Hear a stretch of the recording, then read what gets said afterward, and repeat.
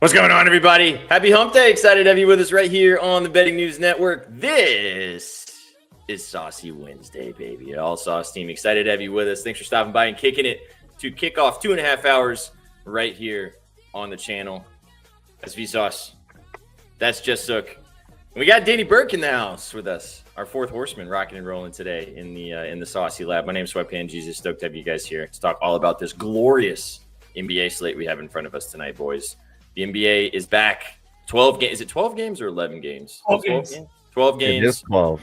12 games to get into. We're going to talk through every single one of them with you guys for the next hour and a half. And then the lads from Expected Bets 4 are going to take over from us and give you the moves on the ice. So 2.5 hours, sit back, relax, lock the fuck in, and let's get after it. Yes, sir. Oh, I was just pointing at Jerome again because you brought up hockey. Oh, okay. Nice. Hello, Jerome. How's it going? Danny, I'll let you say hello first, since I usually spend Wednesday with these guys. How you doing, man? Doing good. Happy to be here. Happy to devote a lot more time to hoops. I know usually when we do it, it's kind of rifling it off on Betspresso on Monday. Otherwise, it's been all football, which is great.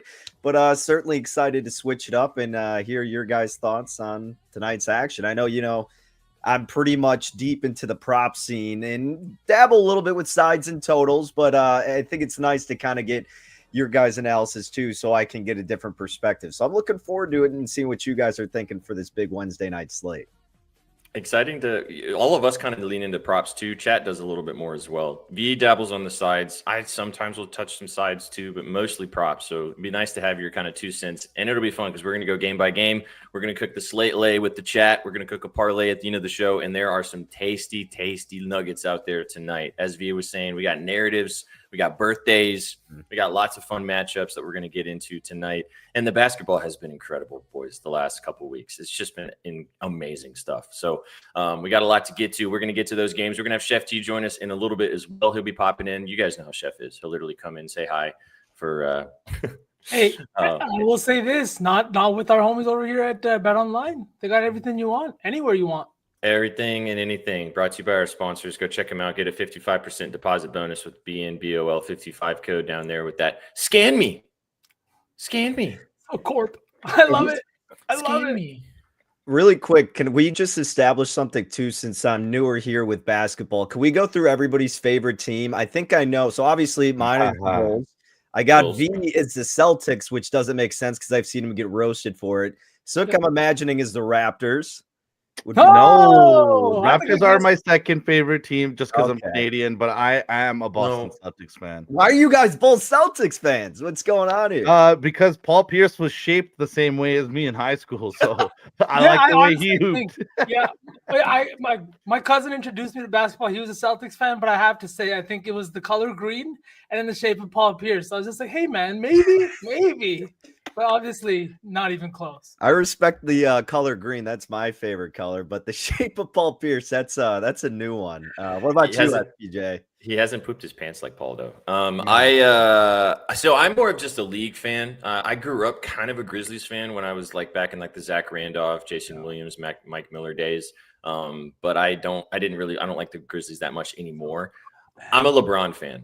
I've liked LeBron since he got drafted, since he came in the league. That's kind of when I liked the NBA at that point as well. So I'm an honorary Laker fan. I also love Luka, so it kind of helps me out that I like the Lakers. Laker fan. That sounds disgusting. I know. It's the only sport that I am that type of fan, though. That's the only one that I have. But I actually just love the NBA as a whole. I like a lot of teams. I like a lot of players. It's my favorite league to bet. So I feel like chat's probably pretty similar. We got a sub bang. Wins the game at the buzzer. Somebody dropped a subby. Who subbed us? Another? Shout out Betalytics for the sub bang right there. Let's go. Put them in the house real quick. Make sure you guys scope we put something out on the timeline. We're fading somebody. We'll talk about it later on the show, but type in with Betalytics.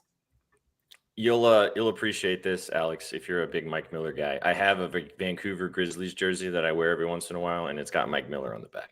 Eminem, baby. Yeah. Only Bulls, right, Danny? Or do you have like a secondary team that you like?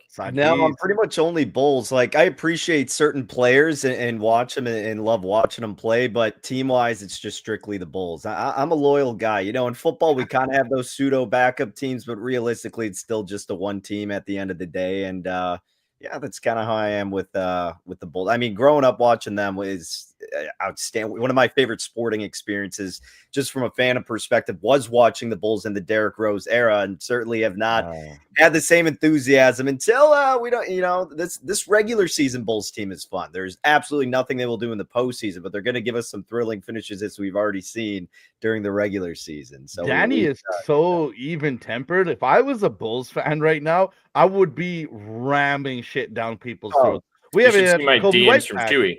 You should see what Chewy's been DMing me. No, here's the thing. It's kind of just like I've accepted, and most Bulls fans have for years, that we're just stuck in purgatory until Reinsdorf is out of there, because they're content with making the play-in game and they keep leading the league in attendance. So why is the front office going to change anything? You know, and the sooner you accept that, the less angry you kind of get, until then we get to about, you know, the end of the season, and then I start getting more. It's time for some optimism, my guy. This team is gonna accidentally end up top 4, 5, 6 in the East.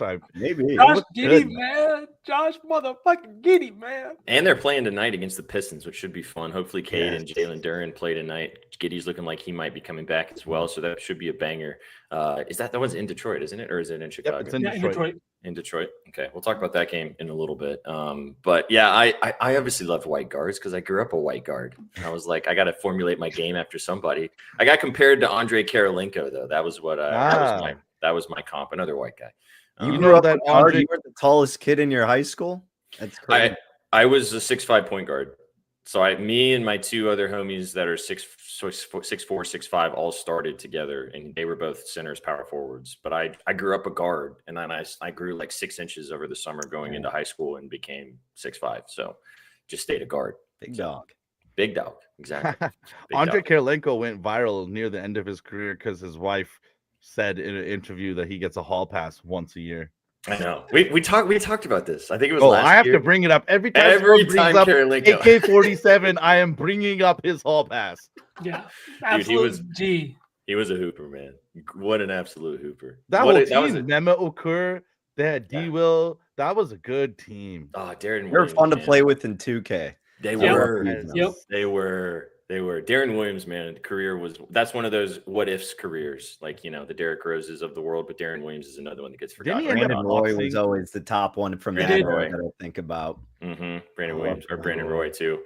God, he was awesome in college too at Washington. Holy. We have a slate full of 12 games, and we're living in like in 2004. We're gonna have to bring it to 2025. Come on. Glory days. All right. Let's get into it. Come on, V. Come on. V-Roy about to pop on and kick us the fuck off because people want hockey. All right. Yeah. All right. Let's get to it. Let's talk some news. A couple things to mention before we jump into these games. The All-Star format, the new one, dropped yesterday.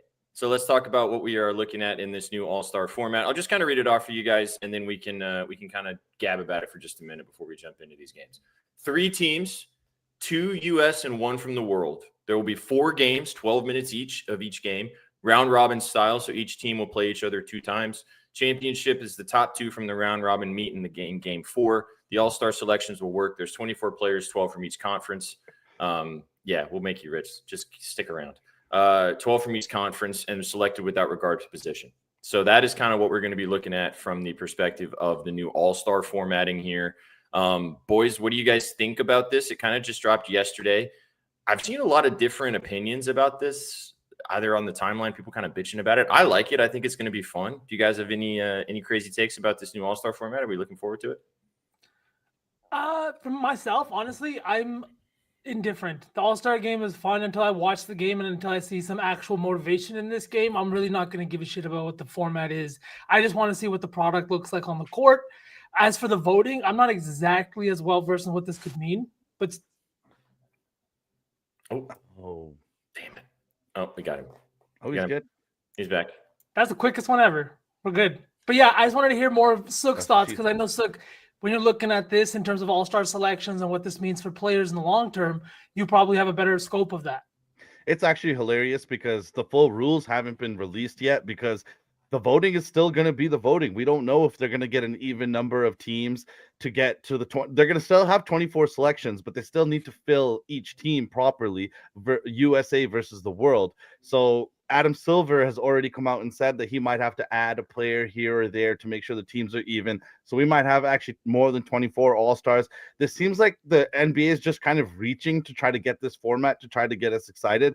But to be honest, I'm a sucker. I'm excited for it because I was just thinking about it, and the starting lineup for Team World would likely be Luka, SGA, Giannis, Wemby, and Jokic based on just voting. So I am excited for this. The funny thing is that will probably be the All-Pro team this year, if everyone stays healthy too. That would be your first team All-Pro as well, I would assume. If we took a second to start filling out the bench, I think it fills out a lot quicker and a lot more stacked than a lot of people think. You got guys like Franz Wagner coming off of that bench now. You know what I mean? The MIP and Dyson Daniels, he's from the land down under. Denny. Denny. And the things he's been doing. You know what I mean? Josh Giddey. There you go. Like the team is stacked. It's a bonus, right? The team is going to be stacked, and I'm excited, but I want to see does everybody come in as motivated as they did in the NHL. Like Gerald said, NHL, you have the blueprint, but at the end of the day, players bought in and players came in to take each other's heads off. Can we see that from the NBA? What do you think, DB? I'm kind of torn. I'm not gonna lie. I'm just finding out the format right as we're speaking about it right here. To be completely transparent. Welcome to the show. I'm like, it just seems like when you make a mess and you keep making a mess more to try to make it work, and it just gets more confusing and discombobulated. That's what it seems like they keep doing with the All-Star game. I'll give it a shot, no question. I think it is fascinating to do a United States versus the world. The comment of North America versus the world, that might be what they have to turn it into, because the international team's just going to whoop USA, it seems like, if that's going to be the case. I'm confused. Again, I'm just finding out about why does it have to be 3 teams to do this little quarter thing? Why wouldn't it just be that team versus that team for 4 quarters? What's the point of that? Because that's going to drive more incentive for that team, for one of the teams to kind of beat out the other, to not be the odd man out. Is that solely why? I think so. I don't know. That would make sense. They're going to do a 3-game round robin. And then from there, they're going to move on from here. They've done the 3 teams before, and then they included the Rising Star champion from Friday night. But they're moving away from that, and now they're just going to do 3 teams, round robin, seed you out, and then move on from there. Also, to answer this question, yes, we are. Welcome to the show. If you like betting the NBA with Chef T, who will be here in just a minute, then you came to the right place. We're going to talk about all these games and have some fun with them, so stick around. I care more about the dunk contest being better than the actual game, to be quite honest with you. Like, the home run derby is the best for baseball. Dunk contest is for the NBA. And if it takes getting either you're forcing your superstars in a way to do it, or getting these non-professional guys like a Mac McClung who like showed up, like those type of players, you got to fix that. That's the best part of the weekend. He was this close to being at the dunk comp, but the Pacers just waived him. So he is no longer on an NBA roster. Yeah. Oh, they waived him after all that? That sucks. No, he was horrible for them. He is not an NBA player. Goes to show that being a fantastic athlete does not translate. Silver's going to make someone sign him right before the All-Star break. And I hope not. It's embarrassing at this point. Like, you have a league with 30 teams with 12 guys that give me Jaime, Shaden Sharp. You make Ace force Bailey said he wanted to do it. Ace said he'll do it. Ace said he might do it. Yeah, come on, that could be fun. I can't believe you guys saw AG and Zach LaVine do this, go toe to toe, and we're just like, okay, we're good. See, it's like you need like Anthony Edwards in there now. Like, no one cares about those other guys like who are casual NBA fans. You know what I mean? Like, Anthony Edwards is the guy to do it right now. It was LeBron before, and he just ruined it for everybody in the entire league. I still blame LeBron. He killed the dunk contest. Mm-hmm. If he they got to change the name from Rising Stars and actually get the stars. You guys are right. Danny, do you hate LeBron too? Are you a LeBron hater? I mean, I absolutely loathed him growing up and have no respect for him as a Bulls fan based on the officiating and how he handled the decision and just his complaints. I absolutely now, growing older, respect his abilities, no question, but it's still like he's clearly the worst teammate to play with. And there's a reason why there's so many coaches he's gone through. Like, he's not a fun guy to be around. That much is evident. I mean, he's just a career ruiner for other people. It's plain and simple. That's what it is. Because he controls everything with clutch sports. Like, it's annoying as hell. And that's an objective take. Like, I appreciate how great he is, but outside of that, he seems like a terrible teammate. Let's just pencil Danny in for Wednesdays permanently. This is great. I was about to say, it makes you feel a little better, doesn't it? You're not solo on that island. All right, we could let's sure, Joe. All right, let's move on from the also. We got plenty of time to talk about this more and more. Just thought it'd be good to kind of gab about it for a few minutes. We don't have to talk about this one too long either, but it's definitely worth mentioning. Nico Harrison fired yesterday, or is it Monday? I can't remember. That's just 9 months after they basically had a baby and they decided that they don't want to keep it. So that's what they did with Nico Harrison. 9 months later, sending him out to the sun because of trading Luka Doncic. This whole situation is a mess. Danny, I want your thoughts on this first, since we've kind of talked about this a lot throughout the last almost year, and this has been writing on the wall. Are you surprised by this? Surprised by the timing? Any takes you got about this one? I am surprised by this. I mean, what the hell are you doing if you're the Mavericks, letting him conduct that whole transaction, and then it actually works out for you despite all odds, and then you still can the guy? Like, it's not to say that he made the right decision. You know, you could have your conspiracy hat on, they got fortunate, whatever it is. It still worked out for him. So for all of that to transpire and him looking like a, dumb but successful idiot, like, how do you then can him? The slow start, it's so be it. I mean, it's going to be a process with Cooper Flag getting in the mix and all these injuries you're dealing with. Just really perplexed me, the timing of it. If it eventually happened, maybe they were really bad in that next offseason, sure. But like right now at the beginning of the year, that just made no sense to me. I don't get it. If you were going to make the move, how does this not last at least more than 30 games? Correct. Right? Or 40 games, whatever the number is. I don't understand it. It's malpractice. And it honestly shows bad leadership, because are you trying to spin a narrative in which you didn't allow it to happen? Because nobody's going to sit here and believe that. Shout out the graphics guy. I actually have the answer, boys. I know why they're doing this, because they can't afford to wait 30 games, because they have complex contracts of older veterans, all over 30, that they need to offload. The Dallas Mavericks actually only have control of their first round draft pick in 2026. It's the only pick they have until 2031, boys. So they have a number of years where they're not going to have any draft capital at all. So what they needed to do right now is bottom out as fast as possible. They need to prove that AD can play in games and then move him, see if Klay Thompson has any value whatsoever. But they needed to bottom out and do so quickly, because they don't have any draft capital for 5 years, but they have Cooper Flag on the roster. So it's very, very scary where this team is going to go next. Knowing that, boys, like, what would you think? Like, where's AD going? Where's Kyrie going? Because Kyrie they're saying is close to playing. Klay Thompson is kind of playing. He's on the court, I guess, but not really doing anything of significance. But what's next for this team? He's playing Splash Bros in the bedroom, I'm telling you. How funny would it be if AD went back to the Lakers now? Like, how hilarious would that be if they just flip-flopped it and sent him back to LA? It's probably not going to happen. I have no idea if that's even possible, but I do not think AD finishes the season as a Dallas Maverick, which is wild. Another team we've talked about before, but Kyrie heading to Milwaukee. I don't know. You pair him with Giannis and a couple more guys in the backcourt. I don't know. AD, I don't know where he goes. Bring him to Chicago. Bring him back to his hometown. I actually saw that, but I think the asking price was way too high. Guys like Matas, and why would you want to give up guys that, you know what I mean, for an aging Anthony Davis? And I don't know if you guys saw the picture, but he looks like he's put on some weight. And I don't know if that was by talked about that. But he doesn't look great, and it looks like him and Luka have not only like switched teams, but completely switched places in that sense. And now you're looking at the staff in Dallas. Like, what is the food in Dallas that these guys are getting sick out there? Training, hey, man. like, what is it, right? Texas got that good in the barbecue department. Texas barbecue. Absolutely. Send them to LA, man. They got vegan places on every corner. And they ain't got no avocados in Texas. All right, well, that's good for the news. We got some fun games to talk about tonight. One of these two of those three guys on this graphic are probably not going to be Dallas Mavericks by the end of the season.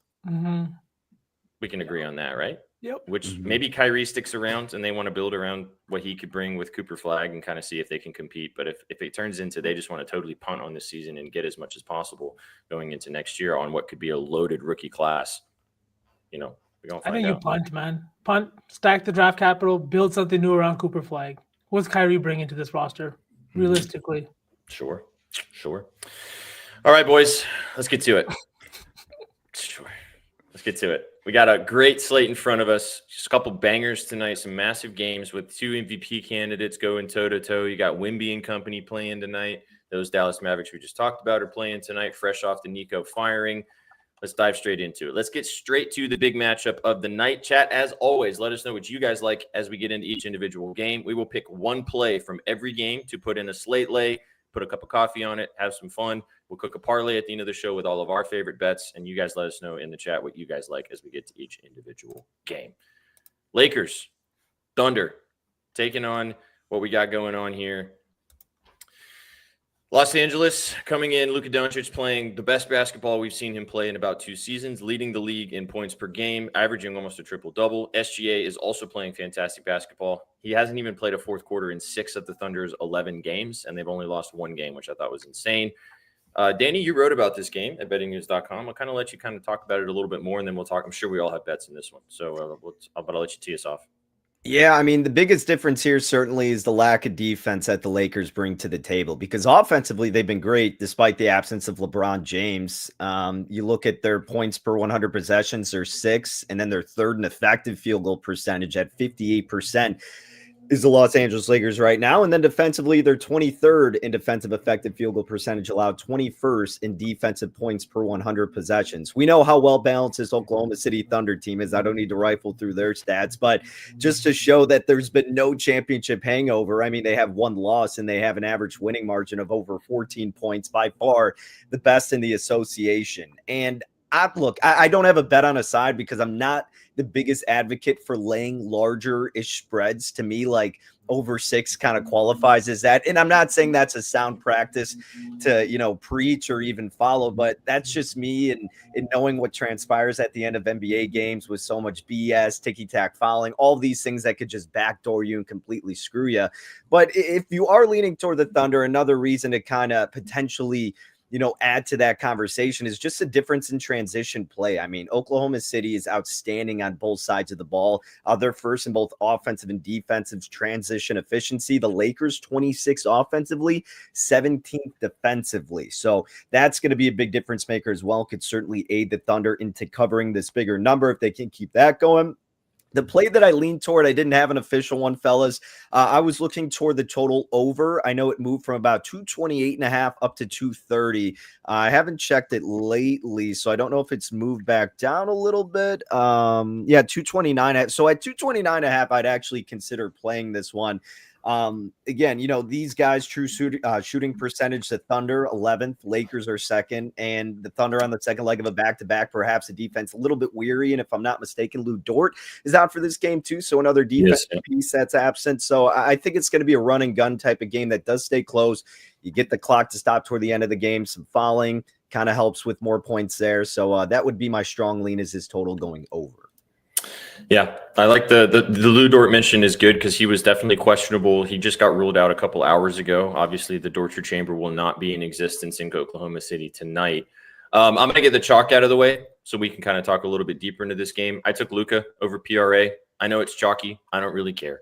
If you think the Lakers cover/win this basketball game, if you like it to be kind of a fast gunning, run and gun type of game like Danny just talked about, Luka's just going to have to be Luka. So give me Luka Doncic over 48.5 PRA, and I think that he can flirt with a triple-double. I also don't hate SGA's PRA. I played it yesterday, and it smacked, and it didn't even play the fourth quarter, excuse me.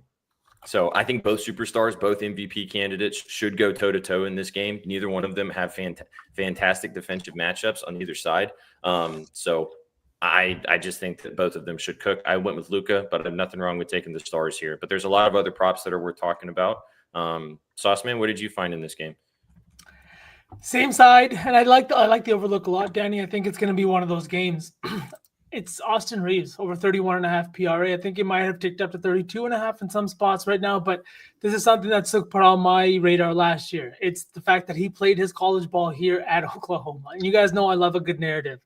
Austin Reeves is seeing a 29.7% usage rate this year, the highest of his career. He's averaging 30.3 points per game. He's also averaging 9 assists per game. I know some of those games have come without Luka, but regardless of that, they have played very well off of each other. SPJ, there was also that tweet that you sent the other day, the only 2 teammates to reach 200 plus points this early on in the season. Like, those are the 2 guys, and that's where the offense is running through them. I love the PRA line. I think here in Oklahoma, it's just got to mean a little bit more. He's also had big games here before. And the last time he was here, he had 24 points, 5 rebounds, 5 assists. And the game before that, 20 points, shot well in both games. But again, the usage was a lot more like in line with playing behind LeBron James and Anthony Davis. Now he is the second guy here, and they're staggering his minutes with Luka, which is why I like this even more. So give me AR-15 to kind of just go crazy today. Yeah, I dig it. Nothing wrong with taking. Again, chalk in this game feels comfortable. All the superstars showing out and having good games should be fine. Dort not playing helps both Lakers superstars get going as well. And then obviously SGA, I don't think you need much convincing. Sook, do you like, I know you don't love leaning into the stars. Do you have any plays in this game that you like? Oh, I like a star on this one, boys. And I'm sad that you guys didn't bring it up. It's Wednesday. It's Wednesday. Danny, if you did not know, Chet Hump Day Holmgren. Last year, he played on Wednesdays 7 times, and he averaged 20.3 points. By far the highest average he had of any day of the week. It sounded absolutely ridiculous when I first pitched it to these guys, but we caught it on like the 3rd Wednesday, and then we bet it the other 4 Wednesdays that he played. We've been waiting all season for his first Wednesday here. He's going to go against the Lakers. He only played twice last season, but both times he was under minutes restriction. That's why I think the PRA is very comfortable, boys. He's coming off of a game against the Grizzlies where he went 9 of 9 from the field. I just feel like Chet is moving different this season. I've been waiting for Hump Day Holmgren. It's finally here. The number is playable. So, Danny, now you know next time we're talking about Hump Day, we're betting Chet. SPJ Danny, knows I'm triggered right now. I know. I was going to say, Danny's definitely triggered because he hates this shit. He hates this shit. Every time I bring up a primetime player on a certain day. Forget about a Wednesday game. Yeah. But, Danny, I will say his last Wednesday game was the biggest game he had in the postseason. So, like, I think it was like a 30-point outburst that he had last year in the second round. No, in the conference finals. It's a crazy. Danny, I'll bring you some actual analysis as well. The Lakers are actually 26 to points allowed at the power forward position. I do believe that Chet has numerous advantages, whether they throw Vandy at him or it's Laravia going small against him. I just think that Chet has an opportunity to play very well in this. The other day that we thought Chet was going to go off, it wasn't a Wednesday. It was against Sacramento, and it ended up being iHeart going absolutely bonkers against Devin Eubanks. So we're going to mark that down for the future. Anybody against Devin, but I do think Chet has opportunity against this Lakers team because also, like I said, he hasn't really played the Lakers without a minutes restriction before, so I think he's going to be ready to let loose at home. Hey, look, for the spirit of the show, I'm all for it. So yeah, you don't have to that much. We don't have to. Is this what you want to go in the saucy lane? We might have to put it in the parlay just to make Danny bet it. That's fair. That's fair. I mean, we'll see. It's either going to be this or the Suns, so it's up to you guys. But like just to the matchup too, it's DeAndre Ayton on the other side, and I know that he's had 1 or 2 or 3 outbursts where Laker fans are back on the DA train because they hopped off after game 1. But you cannot tell me that DeAndre Ayton is a completely different player, right? He's still bad defensively. He doesn't rebound the ball hard, and he's not going to box out. Those are all things Chet could take advantage of. Chet's also been great to start the season. He was really good in their game. Was it yesterday? Last night? Yeah, perfect against Grizzlies. 9 of 9. Fantastic game. Nice, double. One thing I'll mention before we pick something and move past this game is Marcus Smart in the starting lineup for this team as well. His stocks was something that I was looking at for Yusuk. Over 1.5 steals and blocks. He's hit this in all of the games that he started for the Lakers. He's coming off a 7-steal game against Charlotte. Now, I think the Thunder are going to take care of the basketball a little bit better, but Smart's been fantastic for this team defensively, kind of brought in that sort of presence that this team is needed in the guard rotation. So I think Smart can definitely cause some problems defensively for this team, maybe pick somebody's pocket a couple of times. Not really a blocker specifically, but again, he's hit this in 6 straight games. So. You see that chase down the other night? He still got it. He actually averages 3 stocks on the road this season, SPJ. Crazy. All right.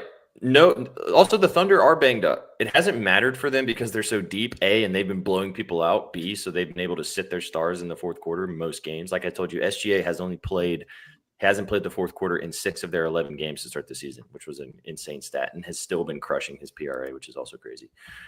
B-Dot asked about the points. I like it.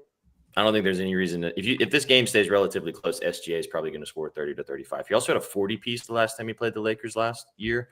So he has good success against this team. Everybody wants to get up to play the Lakers. And everybody wants to get up to play the defending champions. So this should be a good one tonight. I'm maybe watching this game for sure, start to finish. Before we move past, what do we want to pick to start the slate layoff? Do you guys want? I like the over from Danny. I like that. If you want to, or is that? Sorry, SPJ, just last point on this one. Yeah. I just wanted you guys' thoughts on AC taking on his former team. He's actually hit his 6.5 points line 12 of the last 14 games at home. Do you think that's low enough to be playable at home today? I mean, with all the betting injuries, AC points just disgusting. It's probably free, but his playing time has been hard to kind of get behind. He only played 15 minutes in that Golden State game. I mean, they won by 24, but he's only averaging about 20 minutes a game. So, did you hear this? Like, I don't know if it was an interview or a podcast, but he's like, it's hard for me to get up for games that aren't playoff games anymore, especially because like he's had his fair share of big games with the Lakers, now with Oklahoma City. He's like a regular season game on a Wednesday, but again, it's the Lakers, so be a lot of exciting whites in this game. Yeah. Okay, let's pick something. Let's maybe not do Chet just in case you want to use it for the saucy entry. AR-15 or Luka or the over. I kind of like the over. I'm down. I could get behind AR, PRA, or the over. Okay, Danny, I know you like you said you didn't bet the over specifically, so we can just maybe put it in this. Does Danny want to put the over in this, or do you have a play for the parlay? He has like a bunch of other props. Okay. So. Yeah, I got a bunch of props that I've officially played, but yeah, my strongest lean for this game was the full game total over. So I'm good with either, but whatever you guys think. Let's go over to start us off. Do a totaling here and kick off the vibes. Okay, let's go to swing. That was later in the night. That obviously that game starts at about 8:30 Central, 9:30 Eastern. Let's go back to the beginning of the slate. The other big game tonight I think it's on ESPN. Is it ESPN on Wednesdays? I can never remember now the schedule. ESPN. Yeah. Is it ESPN? Okay. It was Peacock last night. I think it's Prime on Friday, whatever. ESPN tonight, Knicks in the Garden hosting the Orlando Magic. Paolo Banchero and company coming to town, 227.5 point total. The Knicks are 3.5 point favorites as we're looking at it right now, 4.5 a little bit earlier. Paolo Banchero, it is his birthday today. Another birthday play. We'll talk about another guy whose birthday it is a little bit later. Taking on the Knicks. The Knicks have been awesome at home this year. I don't think they've lost a game at home, if I remember correctly when I was looking this up. Sauceman, I'll let you lead us off because I know you just had a fun old time maybe giving the Knicks their first loss at home, right?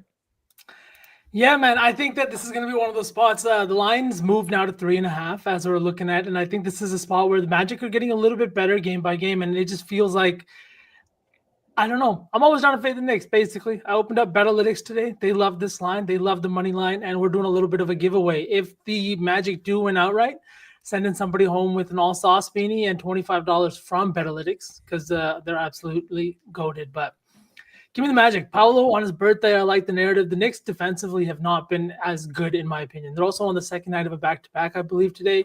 It is at home. But again, their perimeter defense has been lackluster once again, just like last year. And now with the loss of Tibbs, I think it's not going to get any better. I think offensively they've been good. But if Jalen Brunson has a bad game, which he could against a guy like Jalen Suggs or a guy like Desmond Bane on the other side, I think Orlando could really just kind of grind out an ugly win here at MSG. So you got anything in this game? I'm always wrong about the Knicks, and I think that this Orlando team is tough to bet on.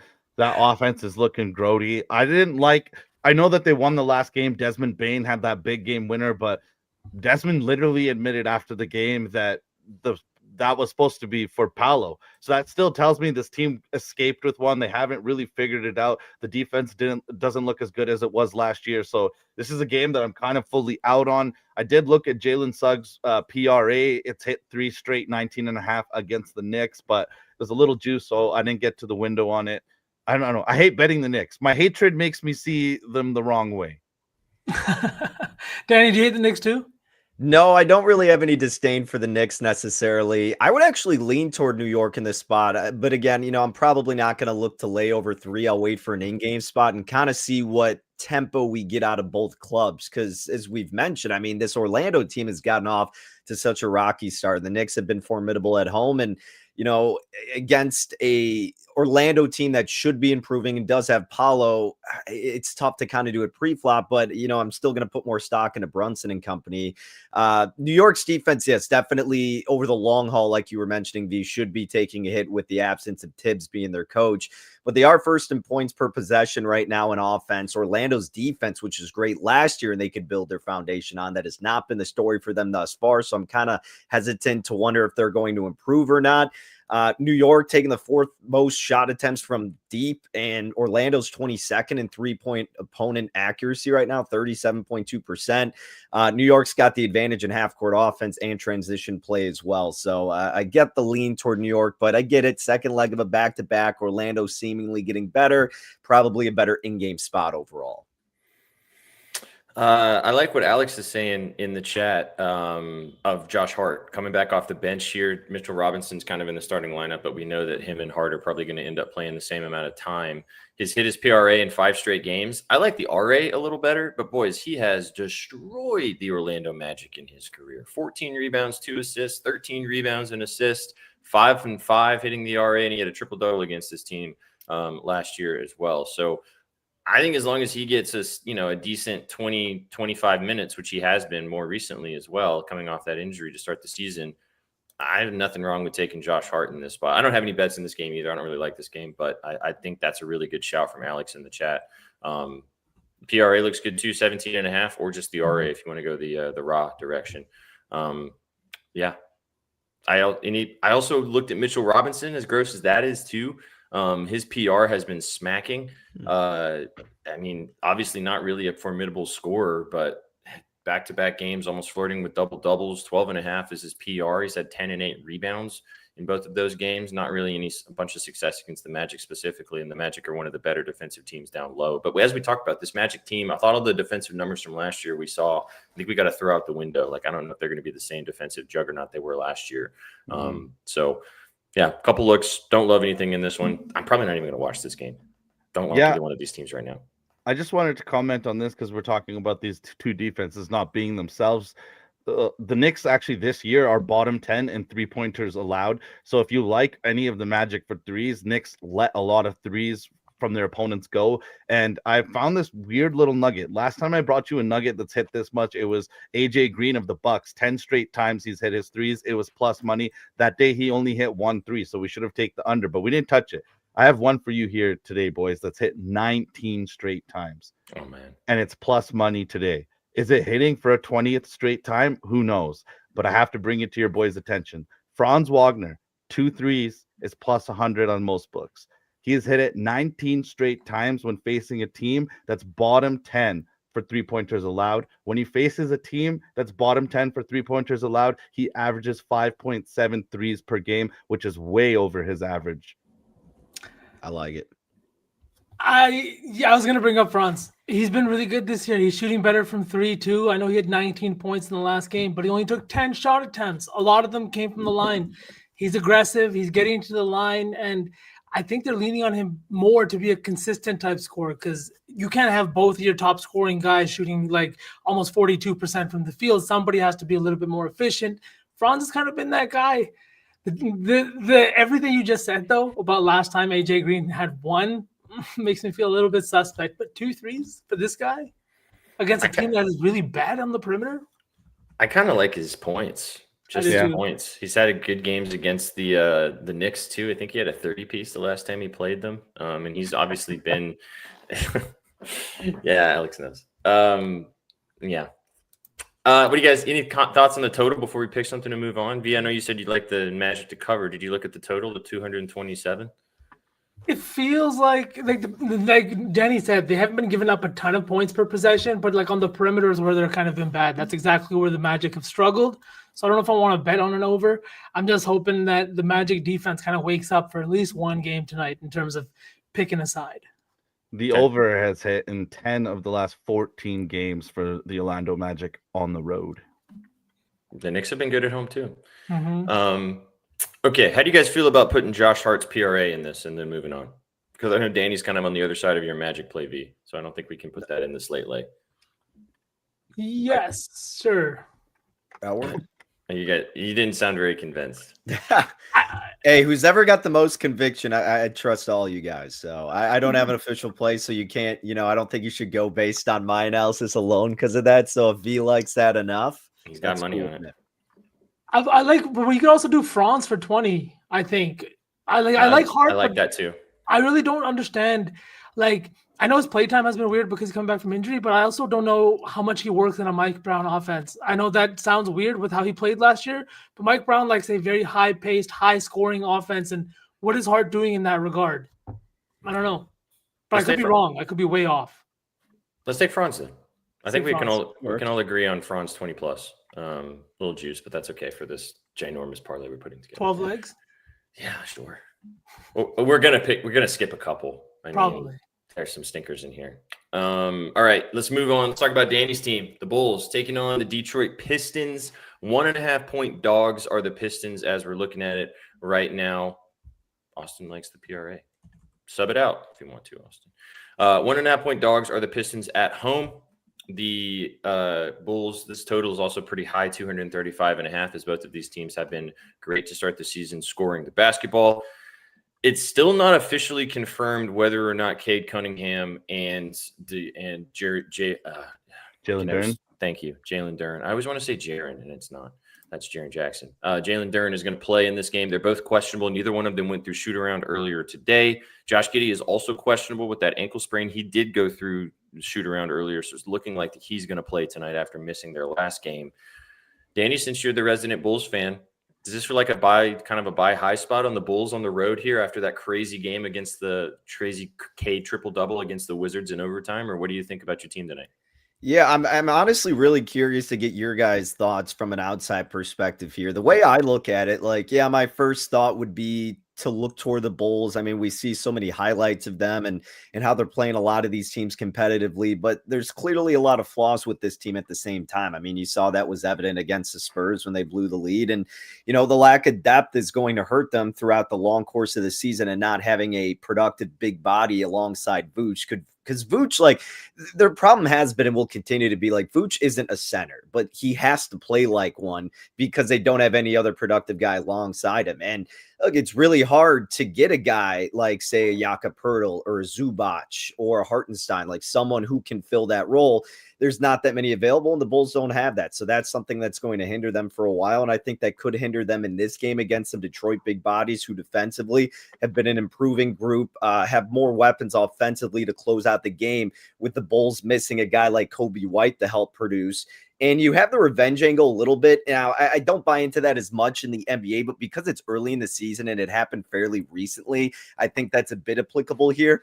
But the market seems to say otherwise. I mean, it seems like a lot of the money's coming in on Chicago, and it's maybe because I have just the lame duck obvious analysis of this game. Again, I'm not 150% in on every single NBA game right now. So unless I'm missing a little bit of something here, let me know. But it seems like this would be a better spot to go with Detroit. That's how I would look at it, guys. I don't know. I think the line is because Cade and or Duren aren't going to play in this game. Just their status alone. I think one of them or both of them aren't going to play. Okay. That's my opinion. I don't know if both of them sit, but the Cade after having that crazy overtime 40 piece was shooting 45 times with the triple double, and then popping up on the injury report with this hip issue is something that I think that they just might be giving him the night off. I mean, I don't know. Maybe he ends up suiting up and playing, and I think Giddey is going to play on the Bulls side of things. So maybe that's kind of where the line's at. I like Giddey in this spot. I think the RA makes a lot of sense. I don't have any official bets in this game because I'm still kind of waiting for this Cunningham Duren news to make a true decision. But V, what do you think? Do you think that you think either one of these dudes play? I think honestly Giddey does. He was at shoot around this morning, but with Cade, he's also got a history of missing significant time during the year, and it's not something I think you want again. Your team is, I think they're 8-2, right? They're playing great basketball. They haven't even had Jaden Ivey back out there on the basketball court yet. And honestly, even with the loss of Malik Beasley, I think myself included thought they were gonna take a significant step back, and they really haven't.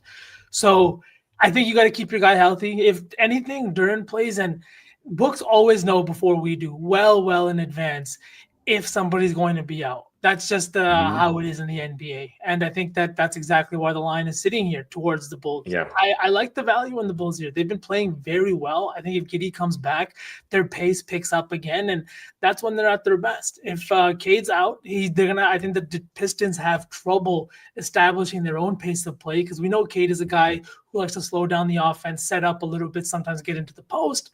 You can't do that if he's not there, and then the offense completely changes. I like the value on the Bulls money line. Giddey, I like every game, but the line is so high now, SPJ, at 37.5 for the PRA. I like a bad shooting night. And I like the RA way better. I know you've been kind of looking at the PRA because his scoring has been good, but I will always lean with him taking the RA in comparison. The 16.5 feels very comfortable for him, because, I mean, he could get that with purely close to just assists if he has a really good dishing night and the Bulls are knocking down shots. So I agree with you. The PRA is a little too high for me to want to take. I don't have it officially locked in, but I do lean with that 16.5 pretty heavily for Giddey, for his RA. he's also shooting really well from three, 40% this year, which is insane. Well, he's also not a high volume 3-point shooter, so he's making like 3 of 5, which that's got to come back down to earth at some point. Yeah, that trend will slow at some point, you'd think.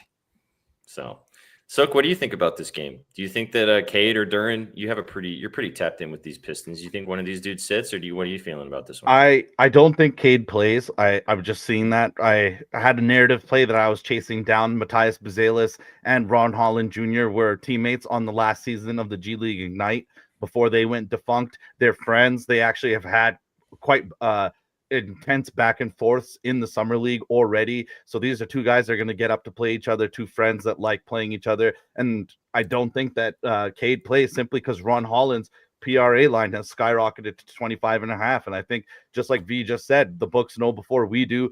I went and wanted to play Matthias. His PRA is still at a very playable number at 21.5, but Ron has completely skyrocketed up. So I don't think Cade plays.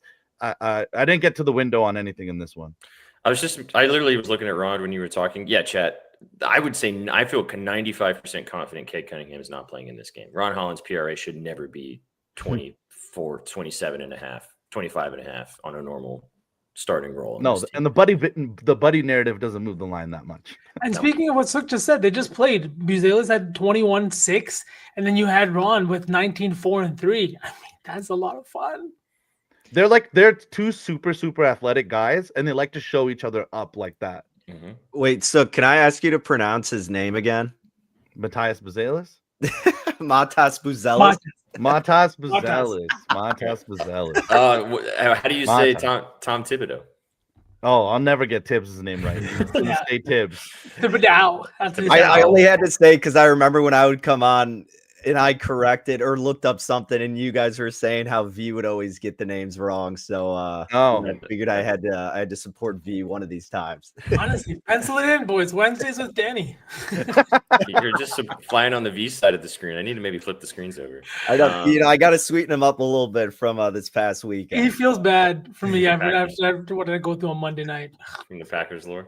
The Packers. Oh my God, basketball, guys. Basketball. All right, basketball. All right, so what should we take in this game then? I feel pretty comfortable with Giddey's RA. Do you guys just want to do that? Yeah. That's cool. You good with that, Sook? Mm-hmm. Or you want to go with Matas? No, let's go with Josh. The Giddler. All right. Alex will be happy. Whoa. We cannot start that nickname, not after what he's been through. The Giddler. The Giddler is like that's totally fine. There's nothing wrong with that. Sure. All right, let's move on. Let's talk about those. If we called you the Diddler, would you be happy? It's with the G. It's the Giddler. No. It could be the Riddler. Yeah, It's a joke. He's a joke. But you're the Diddler because you're that nickname Danny. several times. Amen. Amen. All right, let's move on. That's all your 7 Eastern tip-offs. Let's move to the 7:30 Eastern tip-offs. Cleveland Cavaliers. I can't wait to talk about this game. Taking on the Miami Heat after that incredible, almost double overtime game in South Beach the other night. They're playing again tonight. Unfortunately, Donovan Mitchell and Evan Mobley didn't want the smoke back-to-back. They're both sitting in this game, taking a little bit of a rest night. However, the Heat ended up winning that game anyway on that crazy play from Aaron Wiggins to finish that one off. I'm sure you guys all saw the highlights. Andrew Maple Mamba. 5.5 point favorites are the Miami Heat. Over-under is 239.5. We talked about this Heat team a bunch to start the season. They've been fantastic. They have been running like crazy. I really just hope that Tyler Hero just never returns. Continue to see what this team continues to look like. I'll start us off, boys. You guys know where I'm taking this, and we've been talking about this. We've been singing this dude's praises for years at this point, and Eric Spoelstra is finally letting him play. I'm taking Jaime over 11.5 rebounds and assists. No idea why this line is sitting at 11.5. I also sprinkled the double-double plus 280. This was one of the first things I locked in last night when I was looking into this game. He's had double-doubles in two of his last 3 games. He had a double-double against the Heat the other night, playing almost 30 minutes in that game as well. Against the Cavs in that spot. He's still not starting. I don't think he'll ever start for Spo. I think he kind of likes him bringing Jaime off the bench to kind of give him that secondary look, and then he ends up playing in the final minutes of the game anyway. But this line just makes no sense. He's going to get a triple-double at some point too. I might sprinkle it tonight as well. He's been flirting with one over the last 4 games.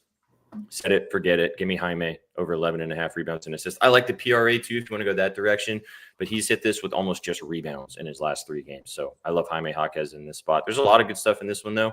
Interesting to hear you guys' thoughts on what's going to happen on the Cavs side of things though. So what do you think about this, V? I've got to play on the other side, but I want to say, SPJ, I think you should sprinkle it just because now you've said it, you've talked about it, and I saw somebody in your comments the other day on the video you posted saying, I hope we just catch his triple-double. And it would be very unfortunate that the game right after he said that, he got the triple-double. So just put it on there just in case. Thank you. Yeah, I'll do that while we're talking about it right now. But my play's on the other side of the ball. Like SPJ said, everybody is out.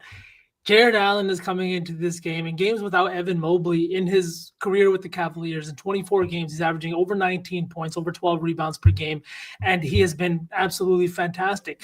The Heat have not been good in the paint this year. They're giving up a ton of points in the paint, and over the last 3 without Bam Adebayo in the lineup, that number has gotten significantly worse. I think almost 5 points per game worse.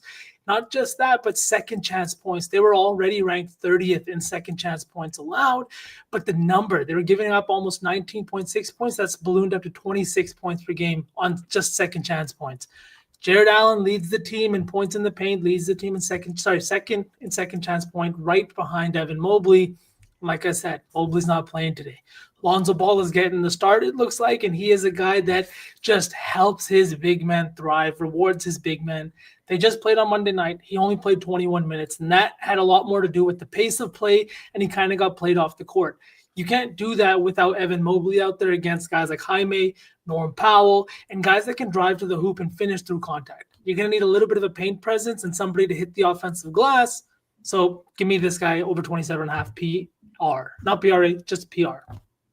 Just a real quick shout out too, because you brought his name up. Norm Powell has been so good on this team, and we talked about what that was going to look like. Storm and Norman coming and playing in Miami, and he has taken advantage of the opportunity. So, what a start to the season for this Heat team as a whole. Kind of a team that we were maybe kind of down on going into the start of the season, but give them their flowers. I like the Allen play; it makes a lot of sense. I mean, who else is going to do something for them tonight? Danny, but I'll let Sook take us home. Do you got anything in this one? Not really. With all the injuries, I kind of hate this type of game just because I haven't dug into it deep enough to find an edge. The one guy I would consider, Kel'el Ware, perhaps double-double, -110 to get a little bit of an adjusted spot on his rebounds and points if you do that. I get just doing his points alone, I still think is a viable look, but if you're looking for a little bit of an adjustment, that would probably be the move to make. And last thing I'll say before we pass it off to Sook is that Jaime Jaquez is now your JSN for the NBA, it appears, SPJ. He's been my JSN for 2 years, Danny. You just only okay. Oh, we've been talking Jaime since nobody was talking Jaime. I don't want to, start any rumors, but you think it has anything to do with Spo's house in Miami? All of a sudden, he's playing more games. I don't know. Maybe Spo's a little scared to put him on the bench. Jaime talked to some peoples. I don't know. No, he's been a friend of the program for a while. We kind of tapped in with him when he first got drafted and started playing on the Heat coming off the bench. Last season was frustrating seeing his usage really dip. I don't know. We kind of had a theory that he banged Spo's ex-wife. And We didn't have that theory. Rumors were flying on the timeline. The timeline and They were real threads, rumors. We didn't start them. Yeah, well, they didn't come from us. All right, so JSN is your Jaime Jaquez. It's the other way around. Yes, yeah. JSN is my Jaime Jaquez. Hey, man, I got an eye for these guys. I got an eye for a bunch of really weirdos that don't do anything either, but, every once in a while, kind of pick one out. Isaiah call you double-double first came back. Oh, Isaiah being back, baby. I wish the Jazz were playing. Sook, what do you like in this game? Gross game. Obviously, you could go with DeAndre Hunter with everybody out. You're seeing Sam Merrill's lines very inflated as well. This is a very weird game, but what I want to bet probably won't be available till later. You guys know this when all the guys are out. I think Tyson's out as well. I'm actually going to go to Craig Porter Jr., who's actually on his third year with the team. Very athletic, 6'3", and it can actually dunk off 2 feet, standing dunk. He's 25 years old. I think that he's a guy that knows the system. We always talk about this. We laughed last year when everybody was out for the Bucks in the final game of the season. The three of us sat here and said, watch Pat Connaughton have 20. He ended up having 30. So find the guys that have been in the systems, that know the play, that aren't going to get rotational minutes outside of this. I know everybody wants to run and give Sam Merrill 5 threes or go to Lonzo Ball to have a triple-double, but I think I'll definitely be tapping into Craig Porter Jr.'s PRA, whatever that is, when that drops. You saying I shouldn't bet Lonzo Ball triple-double? Oh, bet it. I'm saying bet it, but no, I know. You know the way that I like to bet. It's hard for me to bet it when he's only playing 23 minutes. That's why I haven't yet. Chef and I had a perfect SGP for this game the other night, and Alonzo Ball needed one more RA, and he barely sniffed the court in the last part of the game, which was 19 minutes. Made no sense. Yeah, well, he's got a knee transplant. The dude's like bionic. I mean, yes, but bionic ball. All right, let's pick something from this game, and then we can scooch and move on and bring Chef up here and get to the rest of the slate. What do we like in this one? I like your Jared Allen play. I also really like Jaime, obviously, but I'm down for Fontecchio love. I was actually going to use some money. I was going to use JA for the saucy. Oh, really? That's your favorite play on the whole slate? Weird. Okay. I know. Yeah. Okay. That or Austin Reeves, but then like Reeves also with Chet, same game. You know what I mean? We could do that too. Well, we'll see when we get there. But both are. I just think let's not use Jared in this. We don't have to pre-decide right now. What about Kel then? Or we could do Kel Ware double-double. I like that one as well. Oh yeah, let's do that. Because I might use Jaime for mine, depending on how we're looking.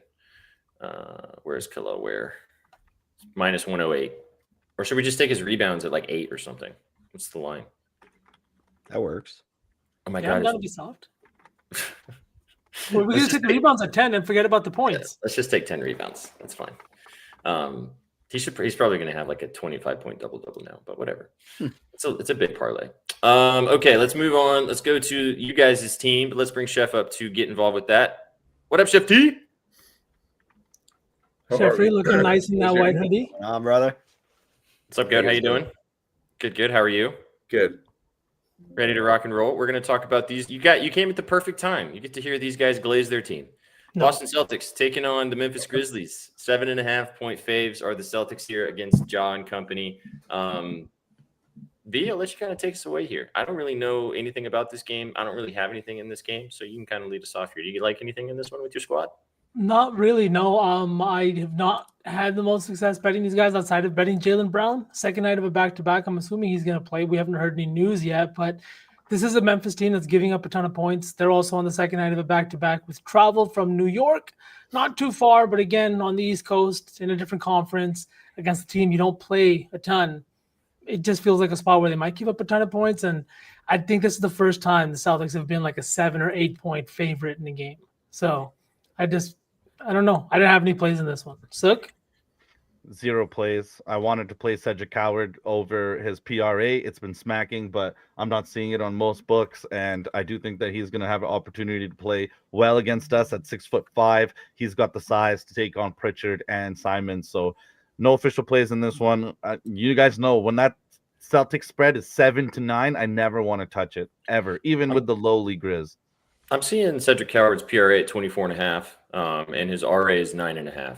I like the RA. That also makes me lean towards Ja not playing because it's 9.5. It was 8.5 last game. It didn't hit. And I think Ja is questionable with an ankle. So maybe Ja ends up sitting this one out. I mean, I don't know how much that helps the Grizzlies or not at this point. But I like Howard. I think that's a good spot if you want to go attack that. I know Danny has a play on the prop side, and then we'll close this out with Chef and anything in this game because I know you guys are going to like the angle he's taking with this one. Yeah, I got a couple different props here. I'll rifle through them. I'm going Anthony Simons over 2.5 3-point field goals. Got it at about minus $1.13. He's averaging 3 per game, and he's shooting 57% of his attempts from beyond the arc. So over 7 per game so far. He's gone over this mark in 7 out of 12 games. Not that that's a reason to back him again, but just to show the sample size and obviously being cognizant of the fact that Memphis, terrible team, subpar defense, are 18th in opponent 3-point field goal percentage, 19th in opponent shot rate from beyond the arc. And his usage rate is pretty solid as well. He's in the 90th percentile for his position group, over 23%. So I think he gets plenty of looks again tonight. Hopefully it's just not a blowout early on to where they don't need him as much, but I like his pursuit to get over 2.5. And then I also took Jaylen Brown. I know you mentioned his status a little bit up in the air, V, but if he plays, I took him over 5.5 boards, minus 104. He's only averaging 5 per game this season, but Memphis is 19th in rebound percentage. And more importantly, we do see him come alive in this category from time to time, and especially in a situation like this to where Boston's defense still formidable, Memphis a really bad shooting team, going to lead to a lot of missed shots. If Brown is willing to get involved near the glass, I think we could see him around like 7 boards tonight. So that's the other prop that I played in this game. I like both of those, Danny. I'll say this with Simons. The Grizz are giving up a shit ton of wide open threes. A lot of teams haven't been hitting them. They're only shooting 35% on those attempts, but we saw it kind of go in the opposite direction last night with the Knicks. The Knicks had a ton of wide open attempts. They shot 40% overall from 3, and everybody was hitting threes. It was McCall, it was McBride. Everybody was hitting threes. I like that look for Anthony, and the JB look. He's been kind of going hard on the boards too. I think they're going to be a lot of missed shots. Both teams on a back-to-back. Bang. Chef, you got any thoughts on this game before we keep it moving? I got to dip in a few minutes, but I might rejoin. I like Jack Landale. I think he's been quietly PR. Okay. Quietly producing, and I think it's going to be a slower game, a lot of missed shots. I think the game goes under. I think it's at 229. Oh, what is it? Mm-hmm. Yeah, 229. I like the game to go under, like you guys said, back to back. Going to be a little bit of a slower game. So I am on the under, which is a perfect opportunity for an SGP because you ladder some, 9 props and you really buy them down and you add the under, it jacks it up like 4 times. So that's a perfect opportunity to do something like that. So love it. Before you guys want to put the under in the slate lay? I would be down. Yeah. I shy away from unders. All right, under 229.5 in the slate lay. Chef, before you love and leave us, do you have a favorite play today before you dip? Because I know you may not be able to get back into us. So I'm weirdly on, which I hate, Paulo. Even though I think that game goes under as well. I think he comes out cooking. Absolutely cooking. He has not played an NBA game on his birthday. I don't care what your edges, your processes for thinking about props. You've got a billion different whatever. He hasn't played an NBA game on his birthday. I think he comes out cooking. Everybody's eyes are obviously on the Knicks, and I think I was looking at some of his first half metrics, and I think he's hit his. So these other books have like first half PRA, first half fantasy. He's hit his first half fantasy in I think the last 9 out of 10 away games. So given that as well, you can put that in your underdog or prize picks or whatever. What's up, Ma? Let's go. Hey, Ma. So you want Paolo then in the slate, or do you have another favorite? Is that your fave, the home slate? On Russ, right? It's really hard to. Whoa. Do we lose him? We lost him. I think he said. Did I lose you? Yeah, I think you're back. You with us? I'll text you. Okay, sounds good. Appreciate you, Chef. Thanks for stopping by, brother. Yeah. Later, man. He got taken by the Wi-Fi man at the end. All right, let's power through, boys, because we got quite a few more games to get through, and we got about 25 minutes. So there's probably going to be some that we skip, and I feel like we can all feel good about skipping them. Maybe this next one. Maybe not. Blazers taking on the Pelicans. 8.5-point dogs are the Pelicans at home. Portland Trail Blazers, 8.5-point favorites, 232.5-point total. One of the worst defensive teams in the league. The New Orleans Pelicans taking on one of the better defensive teams in the Portland Trail Blazers. Short and sweet. You guys know what I'm betting. Chat knows what I'm betting. I don't even need to sell it to you guys. I'm taking Denny over his PRA. Set it, forget it. Don't overthink it until it doesn't hit. Denny's is open late. Thanks. That's all I got in this game. He saw Pelicans. He's like, we can skip it, and then he's like, wait. Yeah, I actually labbed this game too long. I spent too much time talking about it. We don't have time to get super deep into this one. It should be a fun game though. Higher total. I mean, I think it's going to be a fun game. The Pelicans have not been good defensively. They're coming home after a couple of games on the road and a couple of closer games. Their last game here at the Smoothie King Arena was a win. And I think that a guy like Drew Holiday, he's got some history here in New Orleans. Like I said, I'm bringing a lot of narrative into today. The 28.5 PRA is something that I just really like in this spot. He's had 2 games here with the Celtics, but he wasn't healthy. Last year, the most recent one coming in January, and he was suffering from a stinger, really couldn't shoot the ball. But he's had some big games here. He's also played a majority of his career with New Orleans. 7 of his 17 years were spent here in New Orleans. So he's definitely got some history, probably has some friends and everything in the facility. And he's been playing just under 35 minutes per game. He leads the team in assists per game. He's averaging almost 17 points per game. And he's had way more of a role on this Blazers team than I think anybody really kind of anticipated. So just give me the big dog in his house, in his old house. You know what I mean? 28.5 PRA. I like it. He's been great. They've both been really good for this team. Oh, yeah. So I'll let Danny finish this off. Do you have anything in this game? No, I've got nothing, so I won't waste any time here. Okay, word. I also have nothing. I would lean that Portland covers. I'll probably put in a parlay or two with Portland covering that 8. Danny, I don't know if you know, but I have a ticket for the Pelicans to have the worst record in the league. Ooh, plus okay. 3,500 at the start of the season. Let's go. Way down now. I'm not saying I'm cheering for their downfall, but I have been watching them do a very good job of being bad. He's not cheering for it, but he's praying on it. Michelle Beadle. And Portland's defense is for real. They have 2 all-defensive team guys in Thibault, who I think is out tonight, but Kamara is it, and Denny is just looking like he can be that lead ball handler. So I think Portland is absolutely for real. So there's no way I would touch that New Orleans to cover that 8. I will also say this too. I said this about Jaime, and I've been saying this since the start of the season. Denny Advi is going to have a triple-double soon. He's been flirting with him. This team sucks defensively. As long as this stays close enough, I think he could maybe flirt with one again tonight. But it's neither here nor there. I'm down to put Holiday, though. I like your angle on Holiday in the parlay, the PRA, if you guys are good for that. I am. Or we skip this game. I'm down to skip this one too. And not put anything in this one. Do you guys like Holiday? How much do you like Holiday V? Huh? How much do you like Holiday V? I like him like as much as all my other plays. They're all like, and I'm for I think it's a solid, great play. Okay, let's go. They're also like bottom 3 in points allowed to the point guard position. Like they have not done. You don't have to keep selling it. Sucker's just fucking with you. 25 plus PRA for Holiday. I bought it down a little bit. I bought some of the other ones down too. Okay, let's go to. There are a couple in this slate we're going to probably end up skipping. Golden State taking on the Spurs. Spurs 3.5-point favorites taking on the Warriors, who looked awful last night. 232.5-point total, higher total here. Wemby was great the other night against who were they playing in that game? Bulls. Oh, against the Bulls. Danny's like, I remember. Yeah, Wemby and company were fantastic in that game. Danny, I'll let you lead us off since you just kind of watched this team start to front. You got anything in this one? I mean, I'm a big fan of the Spurs team in general, selfishly, because I took Victor to win MVP preseason.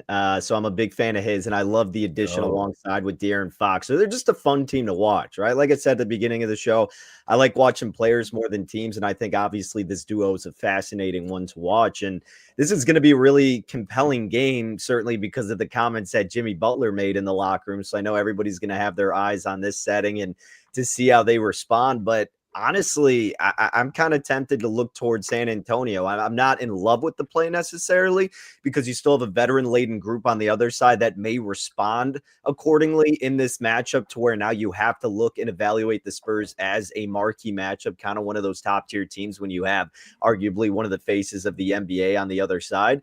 But I do think San Antonio matches up really well defensively. They're top 8 in effective field goal percentage and points per possession allowed. And offensively, they're 5th in effective field goal percentage, and Golden State's 22nd defensively. I just don't think they have enough depth to compete here. And I wouldn't be surprised if San Antonio, like a lot of their games, but as a younger team, they go where Wemby goes. And, he looks at this team and Steph Curry and company like, man, he's probably like, I grew up watching these guys. Like, I take this game with a little bit more pride, a little bit more personally. So, yeah, I would lean towards San Antonio. Curious your guys' thoughts, of course, so because, again, it's not an official play, but that's where I strongly lean.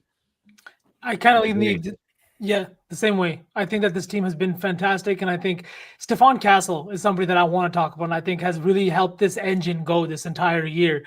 Now that De'Aaron Fox is back, nothing has kind of changed. He's had 11 and 13 assists in those 2 games, and I think that kind of continues tonight. In 4 games this season with Dylan Harper out of the lineup, and I know that he's just a rookie, he's not seen a whole bunch of time, but he's handling the ball way more with Harper out of the game. He's got 8, 13, 13, and 11 assists.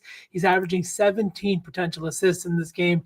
And the Warriors defense has not been as good as in years past. They also don't have an interior presence that I think can handle a guy like Victor. I think they're going to have a lot of trouble inside the paint today.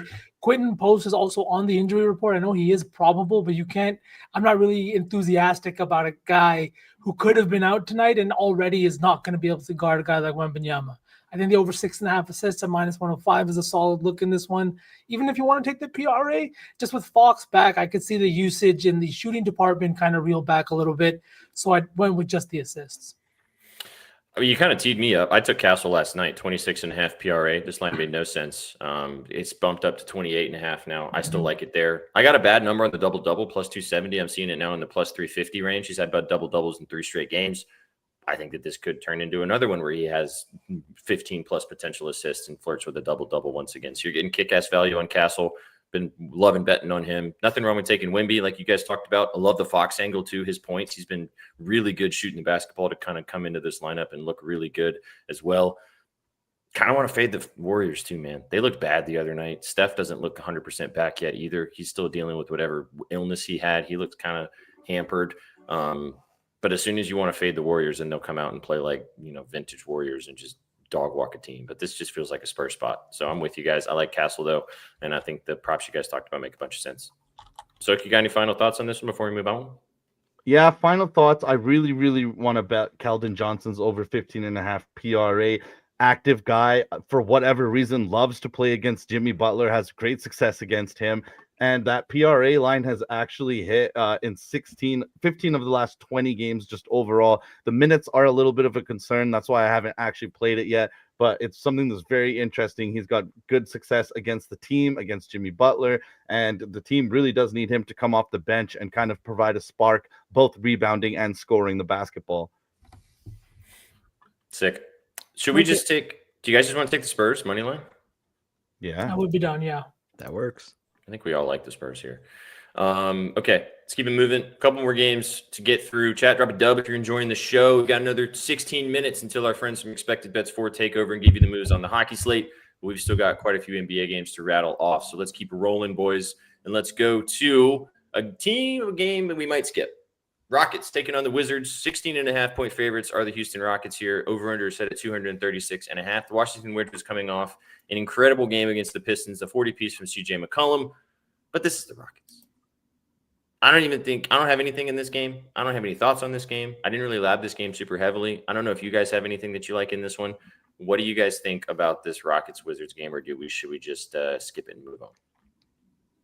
I got none. Nothing. They're on a road trip. I want nothing to do with it. Sook? 7 plays incoming from Sook in this game. I kind of want to go with Sarr. I think that he has a chance to kind of get up and play in this game well because the Rockets have a lot of length, so they're probably going to lean on the former second overall pick. He's had some good games here and there. I thought V was going to pitch him, to be honest.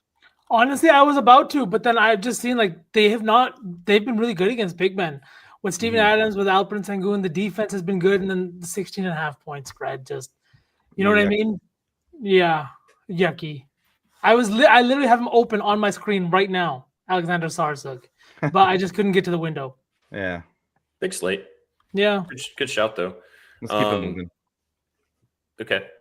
PR, I mean, the Wizards are allowing the most points and rebounds in the entire NBA right now. So there's probably going to be some Rockets players. There's probably some value getting left on the table in this game, but it could be a Look at blowout. Jabari Smith or something in the situation. You know what I mean? Or like Steven Reed Adams. Shepherd. Or Reed Shepherd. Yeah. Shepherd assists. Mm-hmm. See, if we keep doing this, we're going to spend 10 minutes on this game and we ain't got it. So Let's go to the Nuggets Clippers.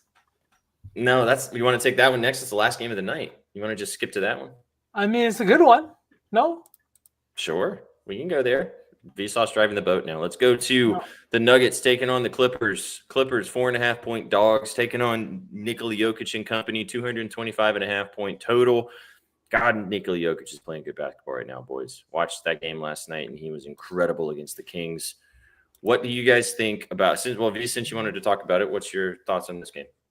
Aaron Gordon over 1.5 threes. I took it again yesterday. It smacked. I'm taking it again today. It's not a line he's hit against the Clippers actually at all. Going back to last season, he's hit this line in just one of his 10 games. But the Clippers defense is ranked 30th in threes allowed this year. They have not been good from beyond the arc. And Aaron Gordon's been on fire. I'm just going to take the over 1.5 threes and not really think about it. I like the PRA. Yeah, the PRA too. Been smacking. Great success against the Clips. I looked at that. Now, Danny, I know that you're about to do something that chat may kind of tilt their head at. You boys might too. I don't know. Nikola Jokic double-double, triple-double? No. No. Is that what it is? He's going a little bit of kinda. Not that, but kinda. It is involving 3 categories, but yeah, I'm going Nikola Jokic under 51.5 points, rebounds, and assists, minus 115. Now I get it. He's looking phenomenal, picking up right where he's left off for however many seasons in a row. This stud has been doing it. Absolutely love Jokic, but going up against the Clippers defense that has looked bad, and I know with Kawhi out certainly makes a little bit of an impact, but still against Zubac, a good defensive presence.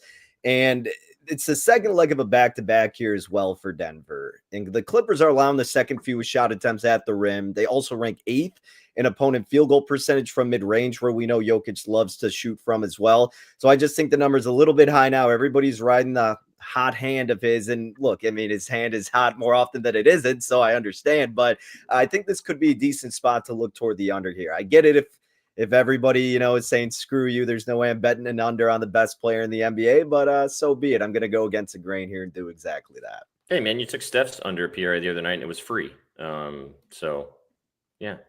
It's also so incredibly high at this point. Like, he would have to have 30, 15, and 10 for this to soar, which he can obviously very much so do. But could be interesting to see. He did play a lot more minutes last night that I think that they maybe wanted him to. Right. JV came in and played some, but I think near the end of that game, they would have rather sat him on the back-to-back, but they kind of needed to keep pushing because the Kings were kind of creeping back into that game. So it could be one of those spots. I got nothing in this game. I don't have anything that I liked. I was looking at Harden, but I really like your Aaron Gordon play, though, too, V. So be down to lean that direction if we want to go with some AG love. Anything else on this one, or should we move on? We'll move on. Suck.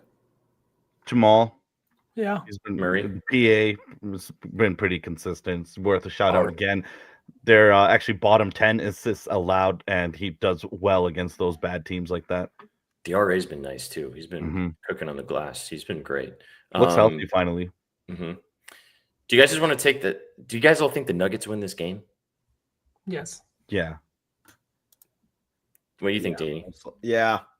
I mean, I don't love it, but I'd rather be on the side of Denver. I'm just thinking for the parlay. We could do the under on Jokic. The under scares the shit out of me for a parlay, though. Not opposed. We could also do AG. I'm surprised you have that on your book, SPJ. I'm not finding that one. Huh? That's interesting. Yeah, I like it. Nice. I'm down to the money line, and Let's just take this Nuggets money line and trust them to win. Although the Clippers are going to do some stupid shit and win this game outright, but whatever. It's 12 leg parlay. Okay, 2 more games to go, and then we'll cook the saucy 4 and we'll get out of here. Suns Mavericks. I don't have anything in this game. Nanosuk really wants to talk about this one, so I'll tee it up to him first. The only thing I was even looking at was maybe Royce O'Neal, who's been great. But I know you've been high on this team, 1.5-point favorites against the Dallas Mavericks, fresh off that Nico Harrison firing. Do they play with a little extra oomph tonight, or is it all the Suns? I think it's the Suns. The Suns have been good, low key. Nobody likes to celebrate them, but Jordan Ott has turned this team into a well-oiled hustle machine. They like to play well on both ends. They have a number of centers now fixing the problem they had last year. Anthony Davis, I don't think he plays in this game, so get this number while you can. Get those Phoenix Suns on the spread. I just think that Phoenix low-key is a team that's going to be messing around at the bottom of that play-in in the West. We're kind of seeing that already. If you're worried about Jalen Green not playing, he already hasn't played very much this season at all. The rest of the team is looking healthy. There's nobody else on the injury report besides him. So give me Phoenix. I just think that Cooper Flag is in for one tonight. I do think he's very, very good, a future superstar, but he's going to be facing two very frisky defensive players in Grayson Allen and Dylan Brooks tonight. I just think it's going to be frustrating for him. So give me Phoenix to finally start winning on the road, boys, because they actually are very, very good at home. And I think that offense will start translating on the road a little bit.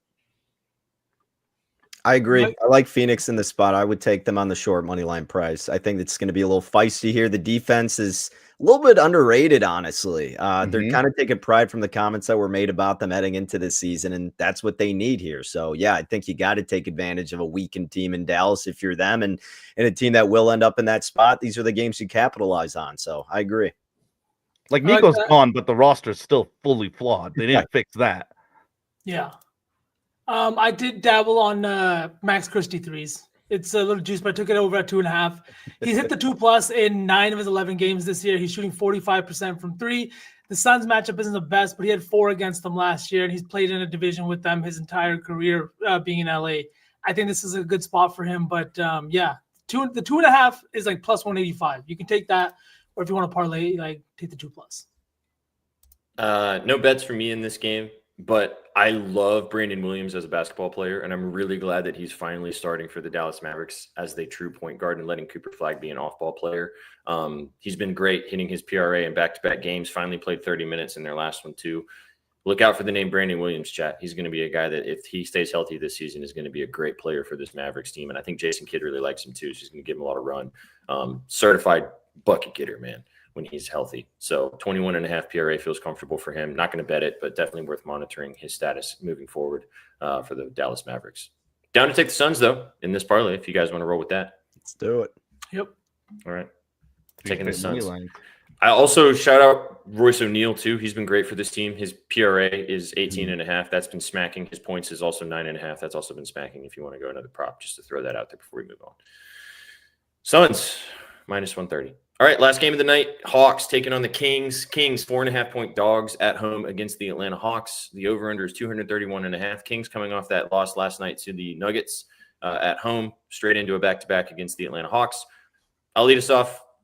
Danny hates this already because I haven't even pitched it yet. Another guy's birthday today. Russell Westbrook is turning 37. Happy birthday, Russ. I don't hate the birthdays as much. I'll at least give you that. Okay, fair enough. This is my favorite play today.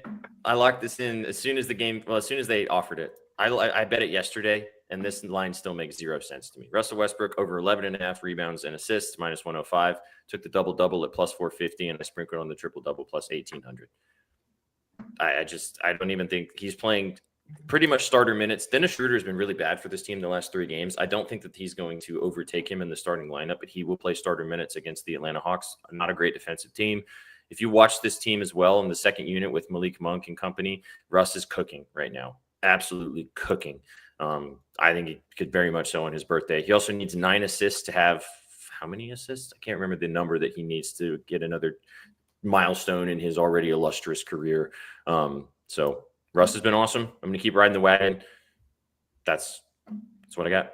Love the triple-double sprinkle. Love the double-double, RA, PRA, however you want to take it. Russ is going to cook tonight. Yeah, also, I like this a lot, SPJ. I was talking about it last night. I think he's going to have a big game on his birthday. He had a big game last night against the Nuggets, and this is another good matchup for him. On the other side, I'm looking at another guy, Dyson Daniels, over 24.5 PRA.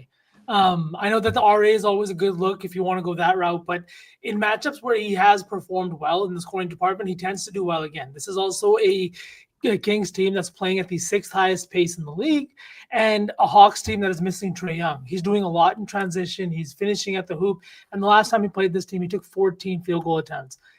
I know that was last year. It was with a really, really different roster, but Nikhil Alexander Walker could also sit tonight. And I think the 24.5 in what should be a high-paced game, second night of a back-to-back for the Kings, I think it's a good spot for Dyson to kind of get some shots up there too. Pang. Suka, you got anything on this game? Zero thoughts on this one. I think Richeche has a chance to play well. This Sacramento team, all of the news right now for the last 24 hours is that all of these guys are about to get traded away. I don't want to bet on a team that's already down bad. I think the Hawks cover here, but no official plays. Yeah, I'm kind of the same way here. Really quick, SPJ, we forgot about the Bucks Hornets game, right? I got a couple plays in that one, unless I just blanked when we covered that spot. Nope, we did not, and that was the first game on one of the first ones, and I don't know why I skipped it over. So yeah, if you don't have any thoughts on this one, we can cover that one real quickly because I have a play in that one too, and we're kind of going head to head, sort of. I know, I saw that. I was gonna text you earlier. I know. I don't want to do any punishments though. Fuck that. 2.5-point dogs are the Hornets taking on the Bucks. Giannis is out of this game. I was kind of thinking last night when I was laughing that Giannis is going to sit here. 228.5. Still no LaMelo Ball. For the Hornets. We don't have a bunch of time to get into it, but Danny, go ahead and tell me why I'm a terrible bettor and I'm on the other side of you. Well, one of my bets is actually not looking as good now that Giannis is out. I know he was questionable when I placed it, was kind of hoping he'd pull through, but the first one that's not against SPJ, I'll just say really quick, was Diabate under 9.5 points, laid minus $1.25. Figured it'd be a tough matchup against Giannis, and then Miles Turner down low. Milwaukee 12th in opponent field goal percentage at the rim.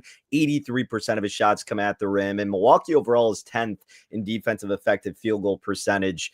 And just figured his props gotten a little bit too high because his production's gone up a little bit. He's a tad volatile though, so I thought this matchup would be difficult. Tread lightly with the news of Giannis. One I still think you could take a piece of is the one where I'm kind of going against SPJ here, and that's Knippel under 19.5 points. I got that number minus $1.20. I know 18.5 is widely available. I still feel fairly confident in that spot too. Now, he's averaging just under 17 a game, but I completely understand his production and scoring has ticked up immensely from October into November. But again, Milwaukee's still top 10 in effective field goal percentage. 59% of his shots come from three-point land. Milwaukee, 7th in opponent three-point field goal percentage, 5th in opponent shot rate from deep. Sell high on Knippel, go under on his points tonight. I actually like this. That's why I took the PRA last night. Double doubles in 2 of his last 3 games with 10 and 12 rebounds, 8 rebounds in the in between there. He had almost a triple double in his last game. So even if you think he goes under his points, he's going to be on the court playing a lot. No Giannis, more rebounding opportunities. I think he can get over the PRA and go under the points. Let's both hit. How about that? All right, let's cook. You guys have any thoughts on this game? Sorry, we don't really have a bunch of time. But any thoughts on Giannis not playing? Sauce Man? Oh, he's frozen. Yeah, good time for him to freeze. Okay, that sucks. We're not going to get his play either because we don't have time for him to join us again. Oh, you are back. You got any thoughts on this Bucks game? Real quick. No. 10 seconds. No. Okay. All right, let's move on. Boys are down low. They're going to be taking over here in the next couple of minutes to take you to expected bets 4 to give you all the moves on the ice. But, gentlemen, let's cook our parlay and then let's get out of here. Danny, of all your props, which one do you like the most? Not gonna lie, I kind of like the Knippel one the most, but I don't want to go against you. So let's do Anthony Simons over 2.5 3-point field goals because the Celtics boys will like that one. Let's go. Okay, I can get down with that. The slate lay is 9 legs, plus 97.55 if you want to invest in that, which has been scrolling at the bottom of the screen. That will not get posted anywhere. That's just for you guys to sprinkle as we went through the entire slate. Okay, Simons 3 threes. Sauce Man? SP, are you going Jaime? Yeah, I'm gonna go Jaime. So No. I'm going Russ. Sorry, I'm going Russ. Okay, then give me Jared Allen. You really don't want to do AR? You really want? Oh, and he's gone. He's gone. All right. Russell Westbrook. Wow, it's 13.5 now. That's fine. Oh, he's really gone. Okay. Danny, sorry, boys down below. I know. We'll just give us a couple more seconds and we will pass it off to you. Be out in just a minute. Simons 3 threes. What was Jared Allen's line? Was it the PR that he wanted? Yeah, it was the PR. Okay. Pull that line. 27.5. What do you want to do, Suck? Chet. It's Wednesday, baby. Hump day Chet. All right. Sorry, Danny. He can get behind it now. That's fair. Yeah. There was a For me, whole other backing, Danny. Don't forget that. It wasn't just that it's Wednesday and he's humping it. That was just your main focal point of the argument. Chet, We brought PRA, the info. PRA, right, Sick? Yeah. What was Chef's? Oh, Paulo. He also kind of co-signed the Russell Westbrook play, so let's just leave it at 4 legs. I think 5 leggers is getting greedy. Mm-hmm. Okay, let's go to Chet, PRA 26. That is plus 1062. That'll do, Donkey. That will do. That'll do. That'll do. Danny, been a pleasure hanging out with you on Wednesday on All Sauce Team, hearing some NBA action. We'd love to see it, man. There's your Saucy 4. We will post it on the timeline on Twitter. Give us a follow over there if you're not already. But don't go anywhere because you've got another hour of content with beautiful guys from Expected Bets 4. So a pleasure as always. Sauce Man, you want to come say bye even though you're lagging like a motherfucker? Bye now. Let me get everything queued up for you gentlemen down below. Chat, don't go anywhere. The lads are taking over right now if you want to get involved with the hockey slate. Love hanging out with these lads on the Expected Bets 4. Get all the moves on the ice. You guys came to Winners and you stay for the vibes. Have a fantastic start with these lads. Take it easy, guys. Peace.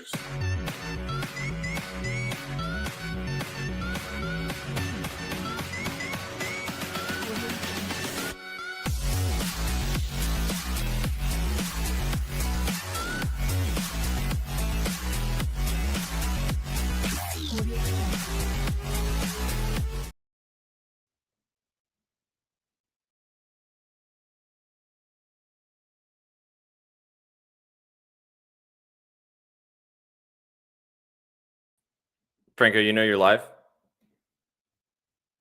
I guess I am now. There you are. What's up, dude? How's it going? How's it going, man? Good, man. I'll hang out with you in a little bit while you're waiting for your other horsemen to get involved here. How's it going? Where the hell did Betsky go, man?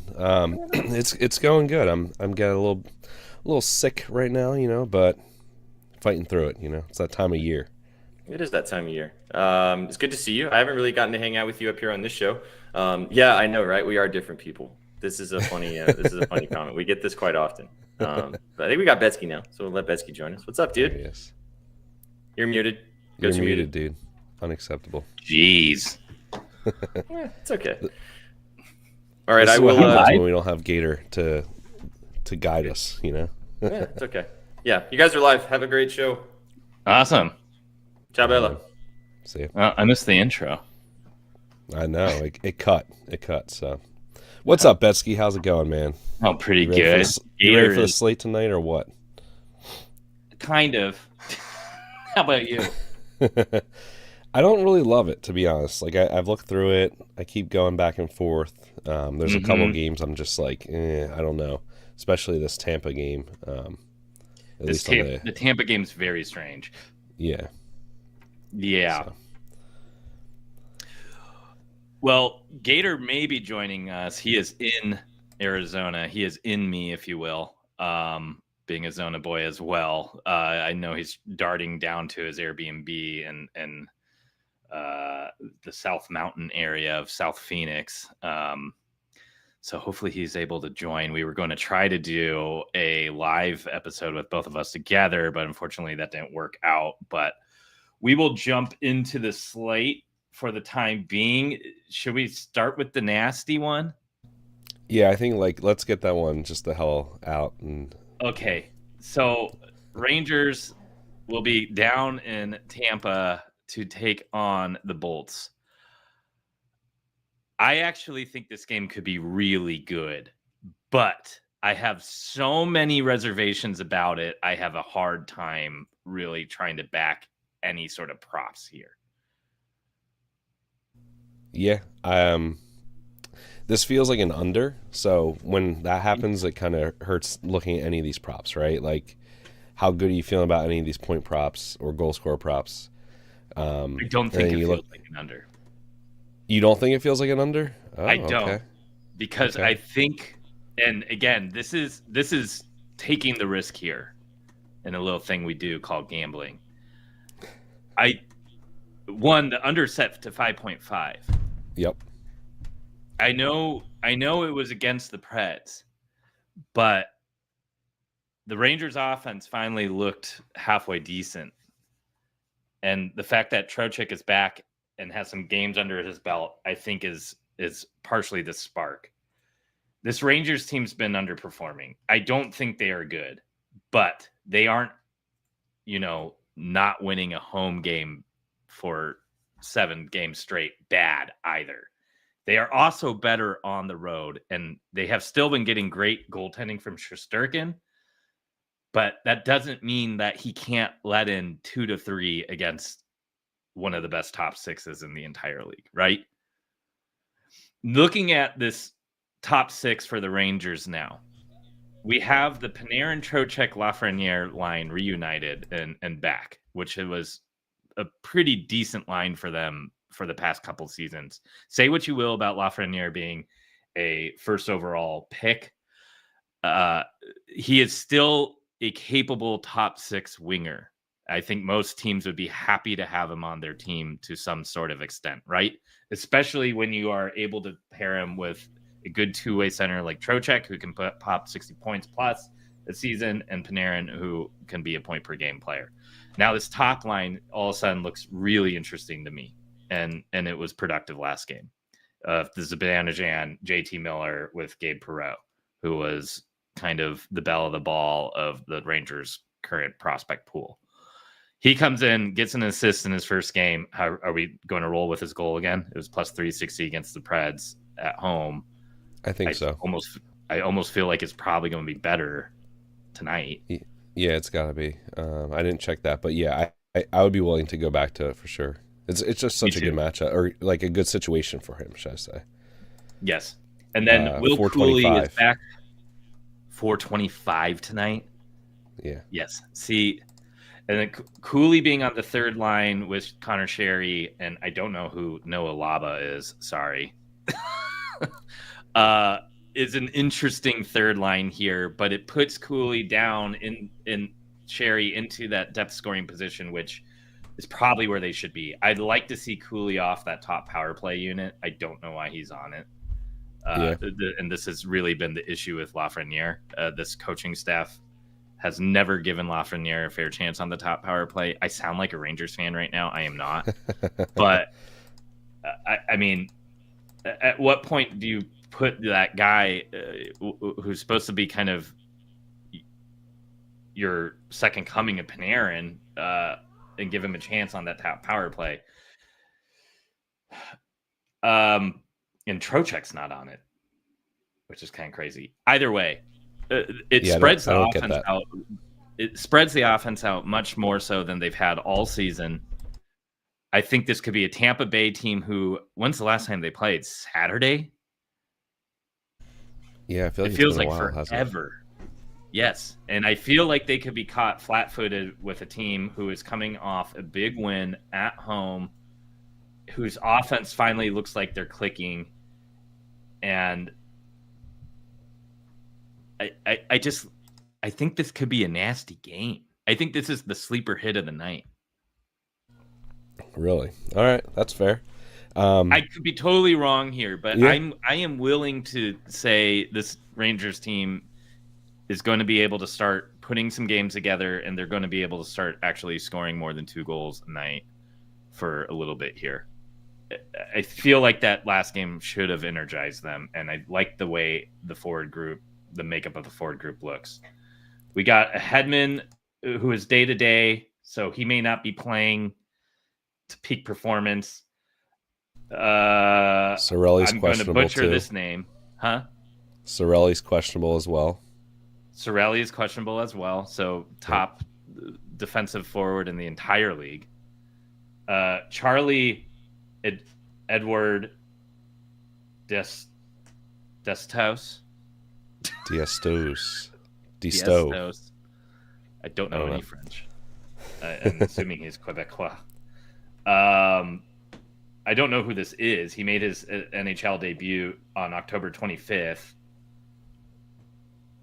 Their blue line looks brutal right now. Honestly, doesn't it? With the injuries, it does. Yes, it does.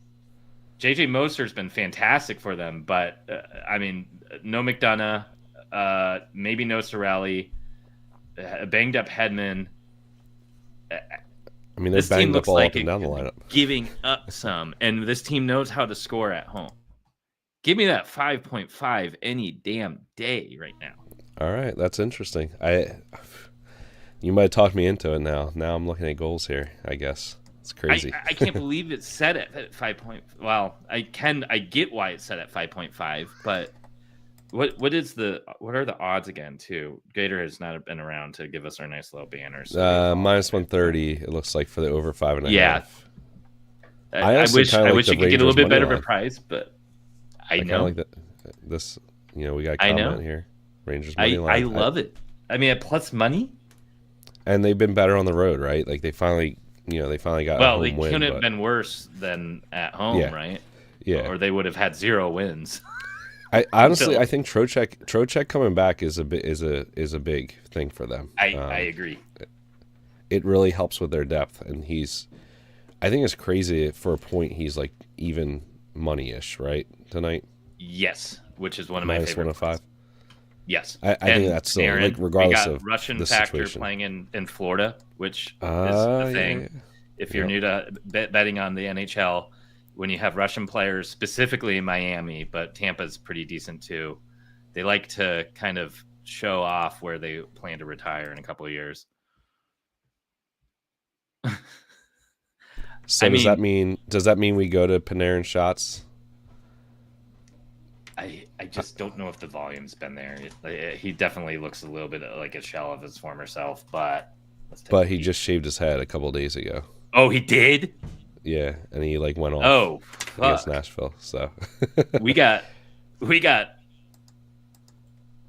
shaved head Panarin again, who was he had 2 goals. He had 2 goals against Nashville. Oh, damn. 4 shots. His volume wasn't great in that game. 4 shots on 6 attempts, but the games prior were 9 attempts and 11 attempts. So volume's also, been they okay. were in the lead for a very long time that game. I mean, pretty much. Yeah, he didn't need to shoot. Echo, right? No. Okay. Oh man. Oh I think no. that might be. I didn't want to bet too much tonight, but here we are. 2.5. Yeah, 2.5 is juiced. So I mean. But man, 11, 9, and 6 attempts his last 3 games. Yeah. He's better at home. And like you said, the Russian factor. Yes. Okay, in Tampa, he has hit his 2.5. Well, he's hit his 3.5 in 3 of 4 games. Yep. 4, 4, 2, and 6 shots on goal, averaging 8 shot attempts when he plays. May you just take him up to 4? Yep.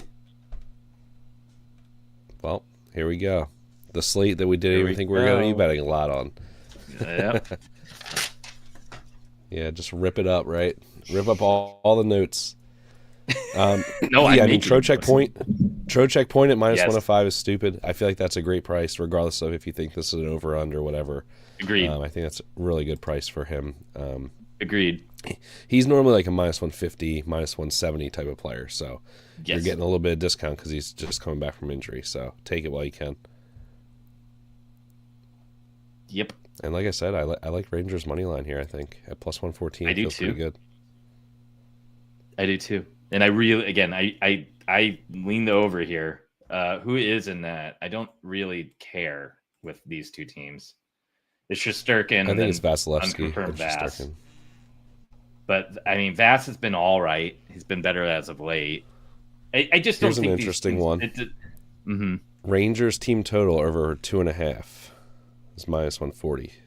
At least on one book. I didn't shop it, but okay. That might be pretty bettable. Shouldn't that be telling you all you need to know? This team has been struggling to score, and you're getting a team total 2.5 that is almost unbettable. Yeah. And they're saying that there's not going to be a lot of goals. 6 goals though, but it's highly likely that Rangers are getting 3. They're saying it's 3-2 Tampa. I guess, yeah. But if we think the Rangers are going to win, 3 goals is not a lot. I'll have to shop that, see if I can get a better number than minus 140. But that kind of feels pretty good. Although the plus 114 on their money line feels good too. So I'm taking that Trocheck point right now, and I'm just going to staple Panarin to it. Why not, right? Yeah, they're different power plays though. That's the only problem. But they are different power plays. Even strength, same line.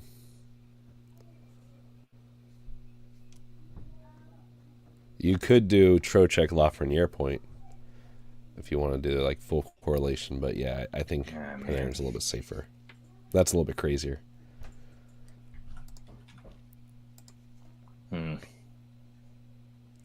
Lafreniere shots looks fantastic as well. Oh wait, never mind. My chart just didn't load. Props. Never mind. Scratch that. The problem is that they don't give up a ton of shots to the wings. Tampa. Right wing they do, it says, not left wing. So what is that? That is Lafreniere. Lafreniere and JT Miller, so maybe that is the way to go. Interesting. Minus 120 for 2 shots. Not bad. Are we going to have a ton of plays from this game out of nowhere? Sorry. Yeah, Cooley shot looks all right, but he is now on the third line. I can't believe they even offer that. He was, yeah. And then I know Gator was in on Fox, which I don't know. Tampa's D is a good target for shots, or Tampa versus defenseman. Sorry, is a good target. That's why his 1.5 looks great on the road too. If you look at his road space. Oh yeah, it does. Never mind. Yes, he's hit every game but one. one. Low piece too. Yeah, he has hit 9 of his last 10 on the road, averaging a whopping 6.3 shot attempts, and they are saying 1.5 at minus 150. That's a fantastic parlay piece, and if you want to get spicy with it, take it up to 3. Yeah, I don't mind taking them up to 3, just given the matchup. Yep. Anything from the Tampa side that you're interested in? I mean, I don't know. I'm not feeling very interested in the Tampa side. I mean, Hagel is somebody that looks all right, but better on the road. Yeah, his shots are okay at home. Okay. 5 or 7 has been just so difficult this season. Yeah, Tampa just hasn't been that type of team for me to feel confident about. So no, which stinks. I miss the old days where you could just do Braden Point every home game. Hagel does have a goal in 3 straight home games, if that matters to you, and 6 of his last 7 games overall. Huh. Yeah. Yeah, I just can't get that excited about Hagel though. I don't know why. Give me the Rangers money line at plus money. Yeah, I think with all the banged up players. Yep. Give me the Trocheck point minus 105. Staple it to Panarin or Lafreniere if you want. Give me the Fox shots 1.5 and 3. Yeah, I like all this. Gabe, I'm just gonna have to address this. I am not Chef, by the way. I think I look a little bit like him, but his hair's a lot shorter. But I'll take it as a compliment. Or you're asking I can text Chef and tell him that he needs to start cooking on the ice as well. So, and I believe this is in reference to Dragula. That is the Puckett theme song every Tuesday. This is kind of our offshoot of Puckett, just to get more ice talk, get more ice on your brain freeze it. I don't know. We'll tinker with the theme song a little bit too. I'll see what I can influence Gator on when he's in his desert adventure this week. Oh yeah, you're gonna be getting some good quality time with him. Oh yeah. All right, let's move on to Philadelphia, Smelledelphia, if you will, where the Oilers are coming in. Franco, our resident Philly Flyers fan, what do you think of this matchup? I like Flyers money line here. Whoa, really? Is that crazy? Probably. No, I was having a hard time with this. I'm on the Oilers because October's over. And this is when they start to play well. And they're back. I don't love them on the road though. But yeah, my thought is kind of that like the Oilers got that win, that much needed win against Columbus a couple nights ago, and but was it in overtime. convincing? And I feel like this game doesn't matter as much to them. Flyers have been better at home. Vladar's been pretty good. I think the Oilers are still having a lot of issues on the back end and in net. Giving up way too many goals. So, yeah, to me, I think plus 110 for the Flyers here feels pretty good at home. I mean, I'm not a big person that believes in this Flyers team this year, at least what I've seen so far. So, for me to want to bet them seems kind of crazy, but yeah, I'm leaning them here. We'll see if I get there. They have a better record than the Oilers. I know it's crazy, isn't it? Isn't that? But it doesn't matter, like you said. I mean, the Oilers don't care. They just need to make it to the playoffs and then Yes. You know, yes, go agreed. from there. Now, Oilers play Columbus tomorrow. Does that give you any more confidence in tonight, or does it make you actually feel like lock the Flyers in?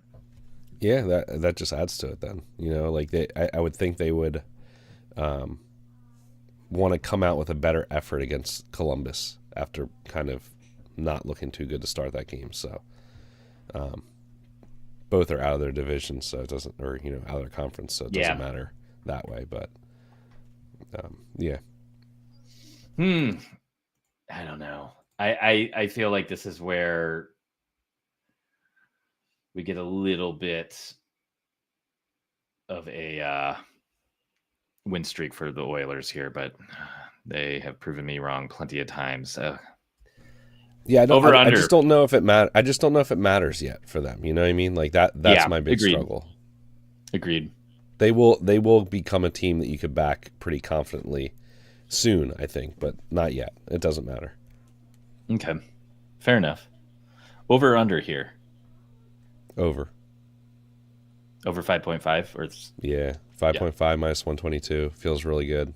Like I said, Oilers just can't defend right now. CBJ put up 4 against them. Yep. Draisaitl goal. Okay. How's that make you feel? I could see it.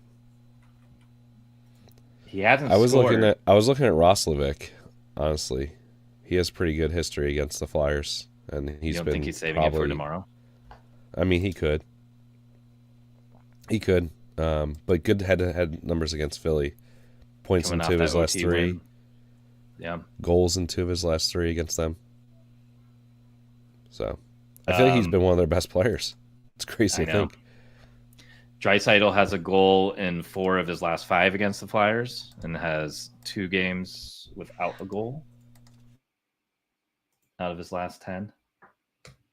Doesn't happen very often where he hits 3. In fact, he does not have. This is the longest goalless streak he has had all season. He has not had more than a 1-game goalless streak.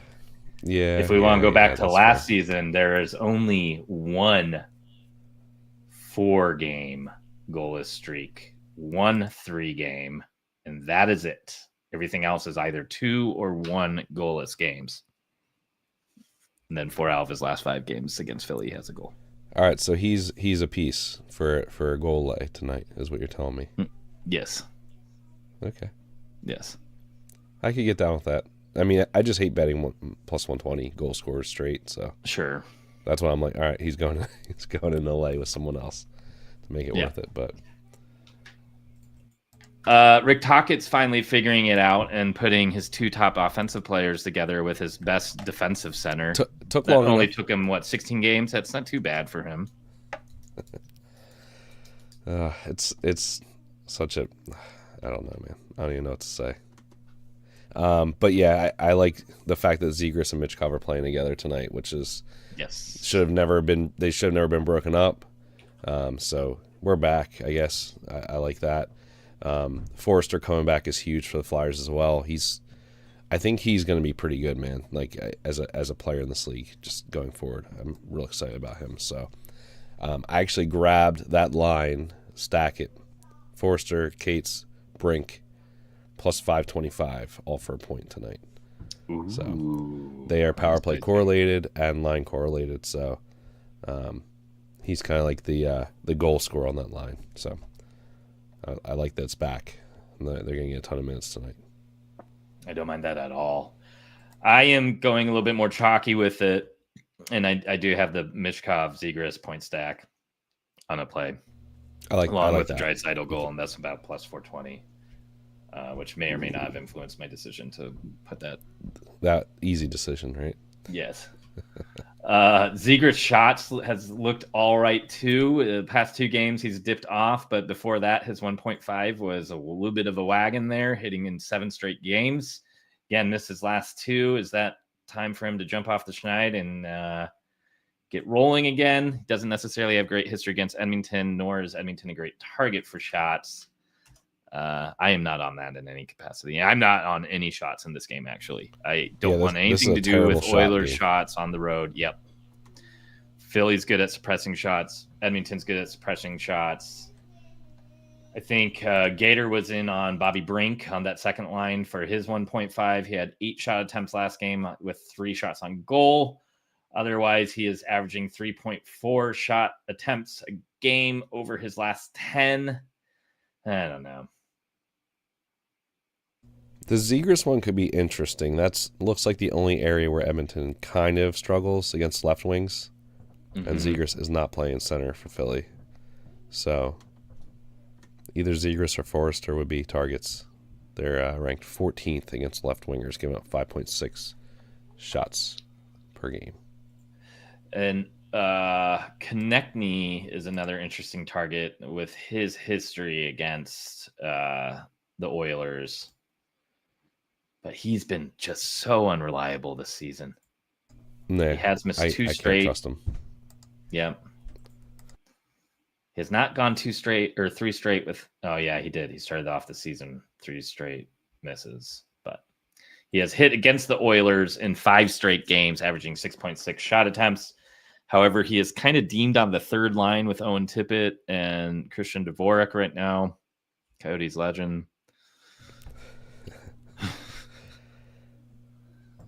Still top power play, though, so he's going to get plenty of ice time. I know it's third line, but yeah, his point prop to me looks good, history-wise. It does look all right. Yeah, it's just not bettable straight at minus 150. But is 7 straight too many?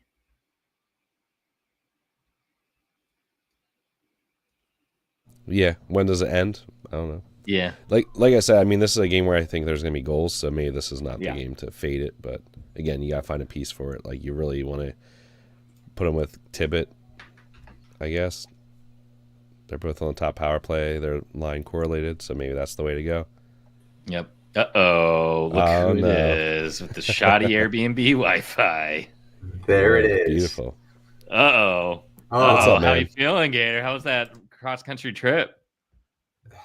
The Utah sun hits different, you know. It's really nice. I haven't felt the sun in a long time. So Utah sun, where did you land? What? Utah sun. You mean that Arizona sun? Arizona. I've been yeah. Jeez. It's been a long day. How many cocktails did you have on the plane? Sorry? How many cocktails did you have on the plane? None.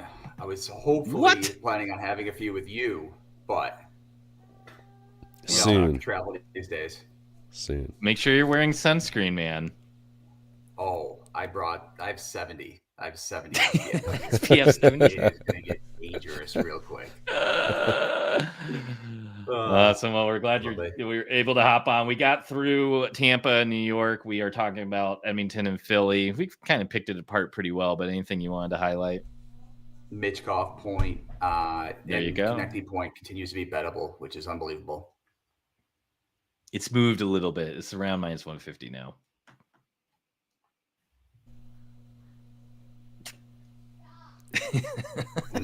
Yeah, maybe. Yeah, it's crossed that threshold for me at least. Minus 150 is too much. Yeah, but over or under?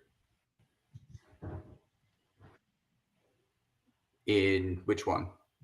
Philly, Edmonton. Under. Ooh. I think this is under game. Ooh. All right. I like the over here. I like the over here. So we're going against each other. All right. I like it. I just think Edmonton can't defend right now.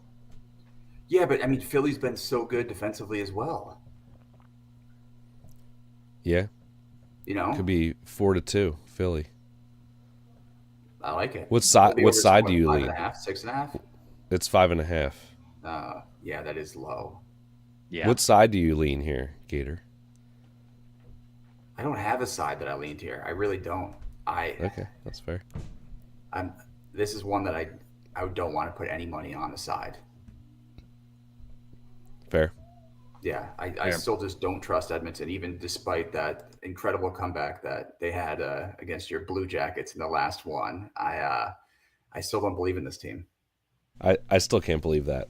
Shorthanded goal with like a minute left in the game. Ridiculous by defenseman. All right. Yeah. Yep. Definitely. So good.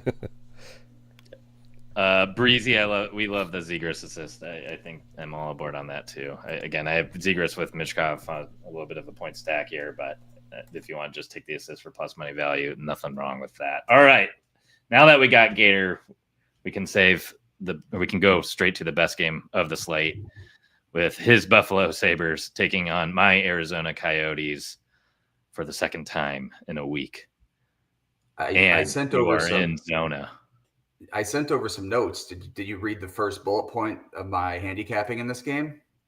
Let me see that again. I did. I just want to repeat it, though. The right. Sabres are hurt, so this game shouldn't count, is what you said. But unfortunately, there is no official rule in the NHL where the losses don't count once the season begins. That's preseason. So, yes, this will count when the Utah Mammoth beats the Buffalo Sabres to sweep them this season. Yep.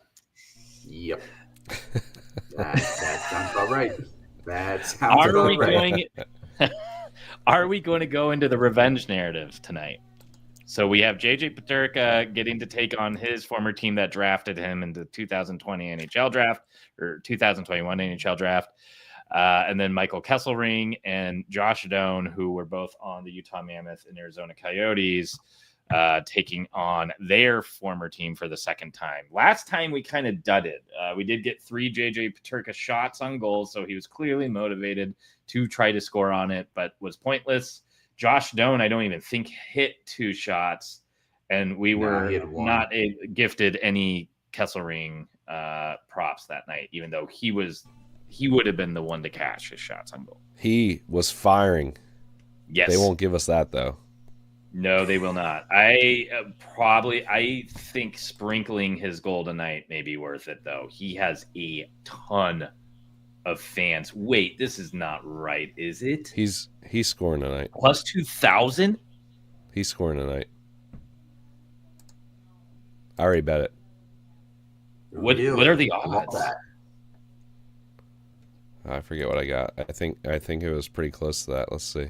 Yeah, DraftKings is plus 2,000. FanDuel's plus 1,900. Oh, dude. So. Yes. Yeah. Oh, yes. If you guys are listening, I think this is absolutely worth it. This was a player who really loved and enjoyed his time in Utah. Kind of, plus 2,100. These are the things to get He excited had an about interview right on the What Chaos show before the Buffalo game last time where he said he may score, he may fight, he may get a couple points. Yeah, he is. I think he had a shot on goal in the first couple minutes of the game too. He fired one right away, and I was like, of course, because I did want his shots. I knew they would never offer it, but yeah, I definitely think that's worth throwing the happy hour beer on. Mm-hmm. How is Clayton Keller maybe even a shots pitcher tonight? I don't know. It's because they were on a 4-game road trip. He is just not as good with his shots on goal on the road. I think the only one he hit against was the Buffalo. Oh, wait. Oh, that kind of sketches me out. The only game he missed on the road was Toronto. Well, he had 6 on 11 attempts against Buffalo. Yeah, that's what I'm saying. Everything's there at minus 128. Yeah, it's kind of crazy. Yeah. Do they think it's going to be all the kid line? I mean, Logan he Cooley looks has good, not too. hit his 1.5 line in 6 straight, which seems crazy. Essentially, after he signed that contract. I think he's going to be shooting tonight too. I do unfortunately. Buffalo gives up a ton of shots to centers, so I think I would pivot to that second line. It's been very quiet, and they really need a spark from them. I think that line has been pointless outside of Dylan Guenther getting a garbage goal that entire trip. Yes, Dylan Guenther only has 1 goal since October 28th. He has 1 point in the month of November so far. Logan Cooley, who just signed a $10 million contract, has 1 point from the Ottawa game last game. And JJ Peterka has 0 points since October 28th. So 0 points in 5 games. I love that line tonight. Yeah. Yep. I mean, look at Buffalo's depth on forward. It is atrocious. those injuries are really piling up. Oh my God. That lineup looks horrible, man. Yep. It really does. The only bright spot that I had for the Sabres tonight is we're now getting Owen Power shots on goal at 2+ tonight. 7 of 10 without Dahlin. He's been firing lately. He's going to probably play 25 minutes tonight. Absolutely love that look tonight. It's bettable. So that's my only Sabres prop of the night. Minus 113. Are you worried that he's on power play 2 now instead of power play 1? No, I mean, he's still like, look at our defense core right now. That's in shambles too. He's going to get minutes tonight, and so I don't mind it at all. He's honestly going to be one of the primary shooters on that power play too. Yeah. You know, so at minus 113, I'm willing to lay that, especially at that 2 number. Utah has been giving up some more shots to defensemen as of late. So yeah, and I haven't been buying the whole narrative that they are going to be like the best team against shots all season long. Yeah, this was a team that was like bottom of the barrel for a while, and then last year kind of took that step forward as they were getting better, and we're more in the mid range. But to think that they all of a sudden are like Carolina is not. I'm not buying. Not realistic. No. Yeah, so give me the second line for Utah, though. I think that's the line I want to concentrate on. I think that line really needs a spark and really needs to show some life. And JJ Peterka going pointless against his former team last game, I just don't think that's going to happen again. So I want a little action on that. Logan Cooley is on the top line. I did forget that. So it's Peterka, Hayton, Guenther on the second, Keller, Cooley, Schmaltz on the first. Maybe Cooley is going to be eating up some of those Keller shots. I love that Keller 2.5 line is bettable. That really does worry me, though. I mean, this was a minus 180 prop at points last season, and to start the season, that's fishy. They're just giving us a gift, right? No, they're not giving. No, sorry, no. Guenther is back on the top power play unit after the experiment of putting Kevin Stenlin in his spot did not work. That made sense.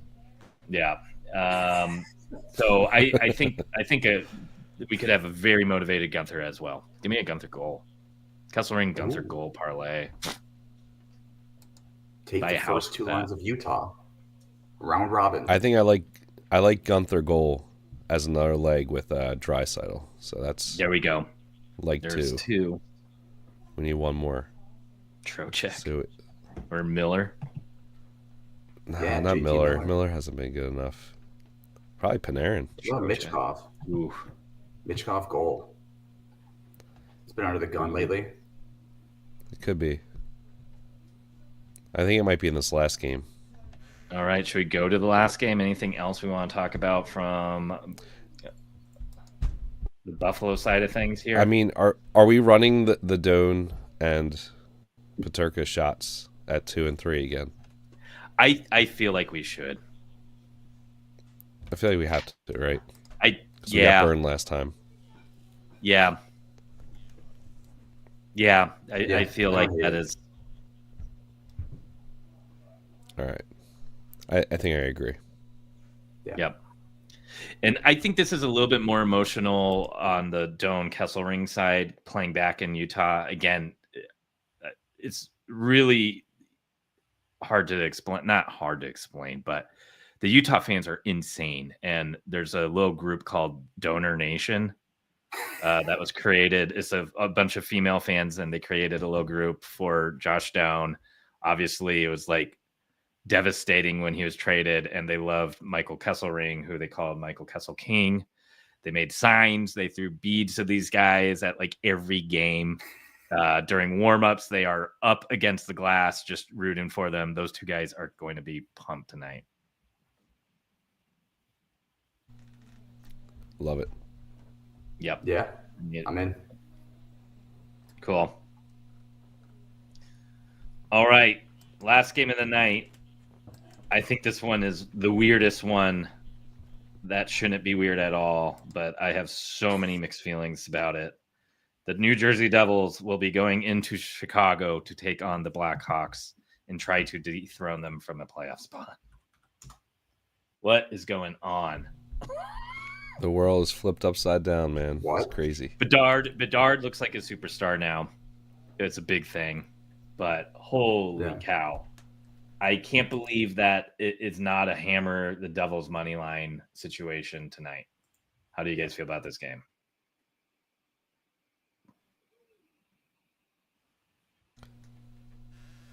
I don't know about sides here, just because Knight's been so good. But go Gator. No, you're good. My Wi-Fi is just in and out, so floor is yours for now. Yeah, sidewise, I don't know. Knight's been really good. Mm-hmm. The over feels a little high at 6.5. So maybe lean the under there. This could be our draw of the night, I think. Ooh. I like kinda that. see that. I do have some props I like in this game, but I'll let you guys talk about the sides totals if you have anything there. No, I'm not. As far as props go, one that I love is Luke Hughes shots. 1.5, I think, is fantastic parlay piece with given how much Chicago is leaky to defensemen. I believe they are top 5 to shots allowed to 3, defensemen. If not, they are 1. number 3. Yeah. And he just kind of broke out of a slump, which I love grabbing those players after they've been slumping. I always get nervous when you're riding them during their hot streak. He got 4 shots on goal against the Islanders. Over his last 5, he's hit his 1.5 line 3 times, but his 2.5 line only once. But he is averaging 6.8 shot attempts a game over those last 5 games. His point looks really solid, too. He only has 2 points in his last 5, but the way that kid is ripping right now makes me a believer. Yeah. I like that a lot. Did you look at Timo Meyer today? His shots? Yeah, I did. What are we going to do with that? Because that is a very weird one. Because I think the head-to-head attempts are like 11, Awful. 14, like absurd. But he doesn't hit. Nope. And his away splits are terrible too. Yeah. Yep. Like it's a weird. It's plus 106 though. It's so tempting. At No way. 2.5, I'm more interested as a piece at 2.5. Okay. But at 3.5, I'm not interested. All right. No way, Jose. That's what they say down here in Zona, Gator. I'll have to pick up some local lingo. Yeah, while I'm down here, I'll drop some on you next time I'm back. I love Knight saves tonight. That's probably my favorite play in this game. I mean, he's at 25.5 minus 110. Hughes may be able to cover that by himself. There you go. I mean, and I like what Jersey did with their lines. They pulled Bratt off the top line. Trying to give them a little bit of a spark. It's Mercer and the young guy Gritschuk with Hughes, and then they moved Bratt down with Heischer and Meyer. So I could just see a ton of shots here flying regardless. So And I like this Gritsuk for 2 shots as well. I feel like that's a good price. You even says His name right. point looks unbelievable as well, like plus 190. It's not that anymore, man. That's long gone. Long gone. You must have looked at that before you got on the flight. I was in the Minnesota airport, saw it, didn't bet it, got on the flight. Clearly, it's moved. So Yeah, that's great. it's like Gotta plus love it. 140 now, I think. Plus 130. Yeah.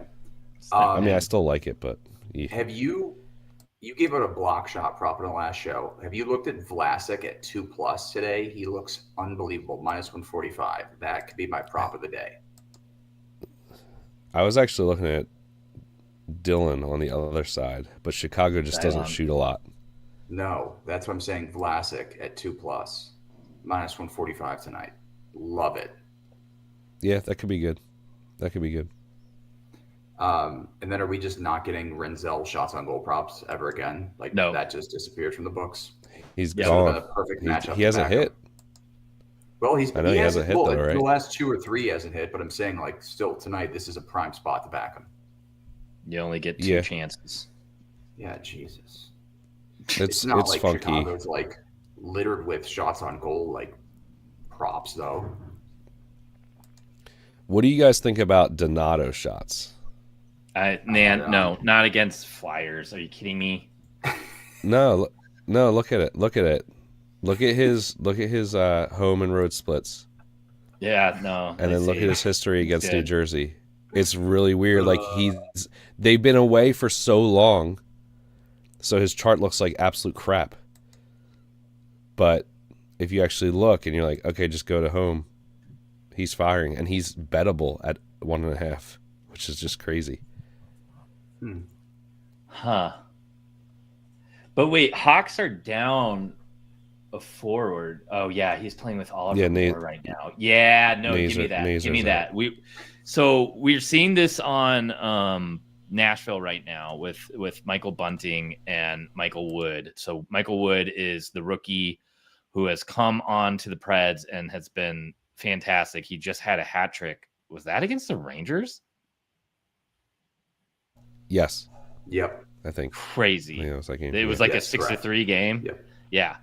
Yeah. Kid is unbelievable. Yeah, the He Rangers just has a scored cannon of a shot. But it sparked the vet of Michael Bunting. And this was a guy who he's only like a 1.5 shots on goal guy, has not been performing well. Now you put on an offensively gifted kid, which is probably giving them more minutes, but also because they're a third line, they're not getting like the toughest matches, especially if they're playing at home.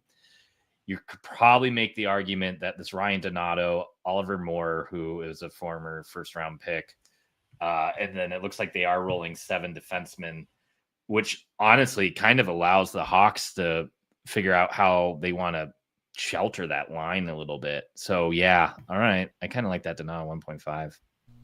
Yeah, it was one of those ones that popped this morning. And I'm like, wait, no, this actually kind of looks good. And I just was blown away that it was bettable at 2. Usually him at 2 is like minus 150 or worse. So nice. Yeah. All right. Anything else from this game? We got about 10 minutes to cook something up, and we can tell Jay what our favorite props are tonight. Juju, I don't even know who Derek White is or what team he plays for or what sport he is in, Celtics. so I cannot help you there. Hexkey. yeah, he's a guard on the Celtics. That dude. football He's on team the or what? Celtics. CHL? CFL. Or CFL? CFL, yeah. The Canadian CFL. Celtics? They're playing they're playing Saskatchewan tonight. Oh, the Saskatchewan Swashbucklers. Oh, Rough Riders, yes. Yeah. Anything else from this matchup, or should we just go to cooking and talking about our favorite props? Let's cook. Okay, let's cook. Oh, I almost forgot Bertuzzi. Bertuzzi's been red hot. Bertuzzi point was Yeah, fantastic in that game. yeah, Sorry, he had a Hattie. sorry. Burakovsky point looks good as well. Those are the 2 Chicago points I had. So Chicago Burakovsky home- might not play. He's banged up. Yeah. So Oh. just careful there. Jeez, I just missed Which means everything. Travel for wait. one day. Well, if he is out, would Donato get thrown up on that top line? Yeah, that'd make it even better, wouldn't it? Or would it make it worse? I don't know if it would make it worse. I don't know either. Still, Bertuzzi point at the price is fantastic. So sorry to take us off the rails there for a minute, but I had to at least point that one out.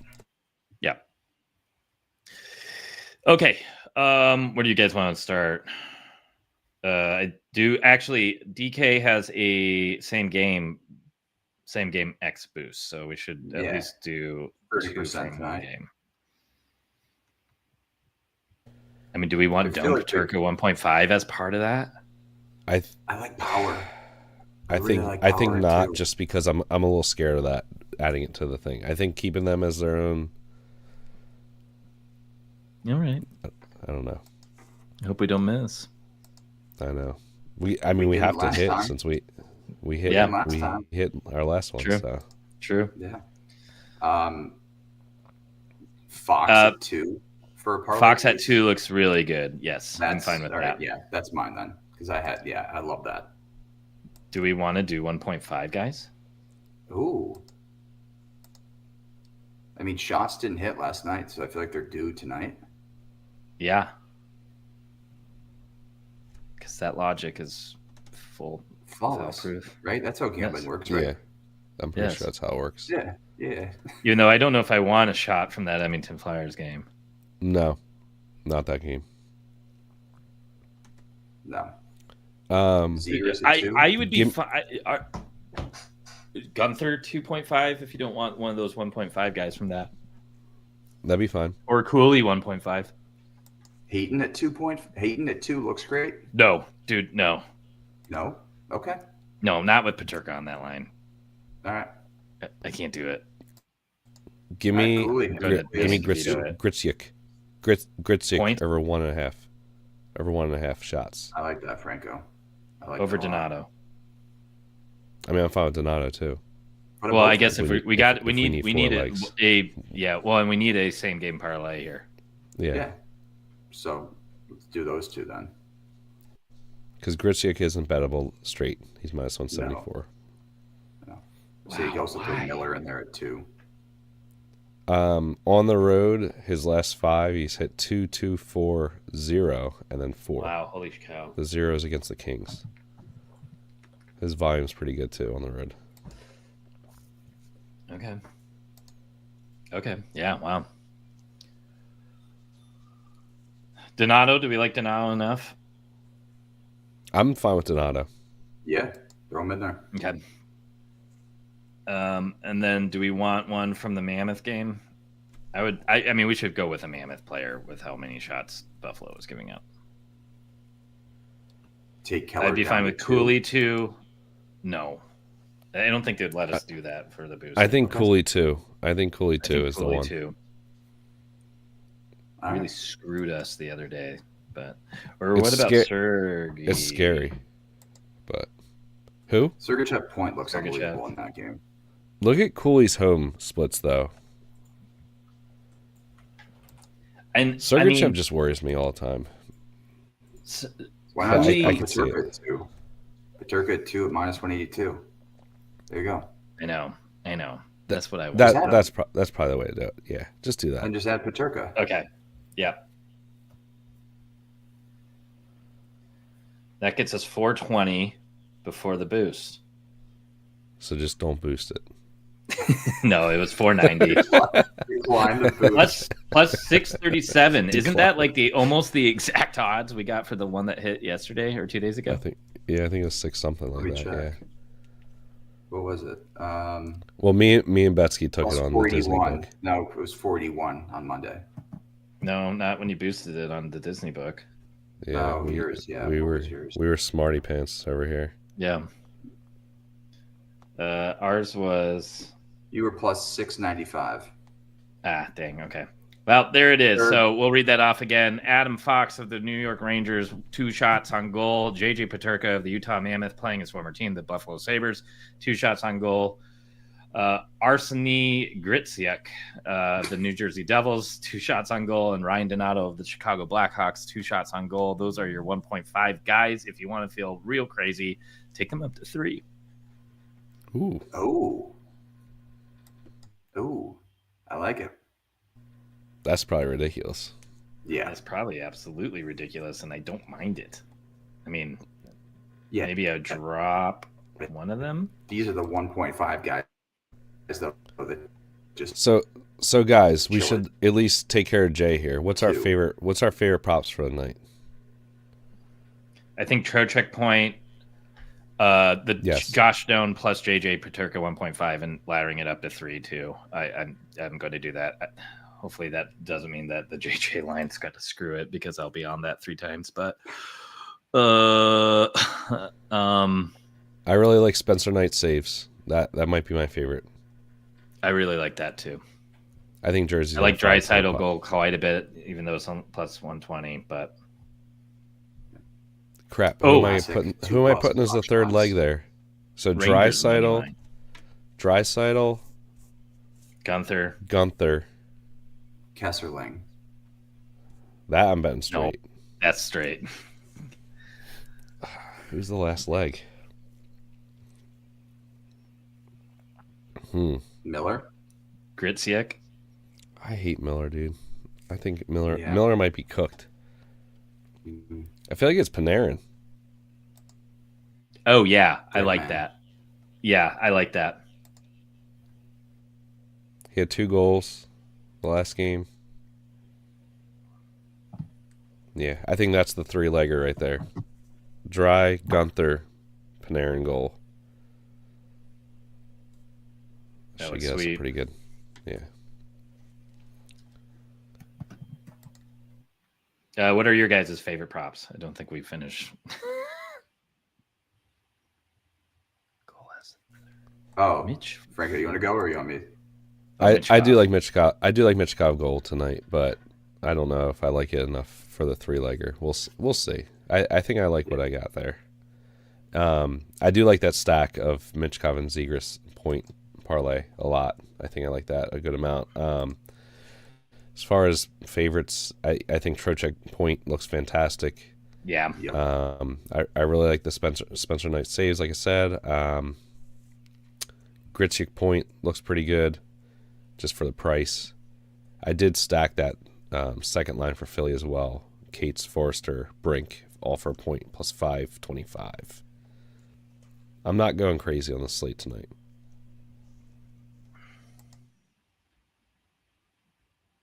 Yeah. I like it. My favorite 2 are probably Vlasic 2+ block shots minus 145. Power at 2+ shots on goal. Trocheck point looks unbelievable. I like the Michkov Zegras point stack. I also like there at both 2+ shots on goal as well as another way to attack that game. So, and then Trocheck. Cooley doesn't look bad. So don't want to go crazy after last night's beating. Yeah. I was one McKinnon shot away from a plus 1,300 same game parlay, and one Werenski shot from the puck at 4 last night. Both of them were. I only needed 3 from Werenski and only 4 from McKinnon. Both were 1 away at the start of the third in tight games. You've been just your Captain Hook over there. It's insane. I'll be working at Long John Silver soon. At this rate, You gotta get the yellow overalls for next show. okay, that works. All right. Well, that is the Expected Bets 4 show. We are here every Wednesday at the Betting News Network. If you want to get in on the action, you can go to Bet Online and use code BNBOL55 or use that QR code right down there, and you get a 55 sign-up bonus. We are here every Wednesday at 5:30 Eastern. We also do shows throughout the week on our own Twitter at Expected Bets 4. So give us a follow or find us on YouTube as well. That's the best way to grab our content all the time. Again, we'll be posting that 1.5 guys parlay. Anything else, guys? No, let's have a night.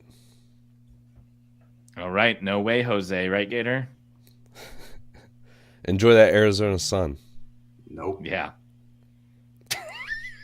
All right. See you guys.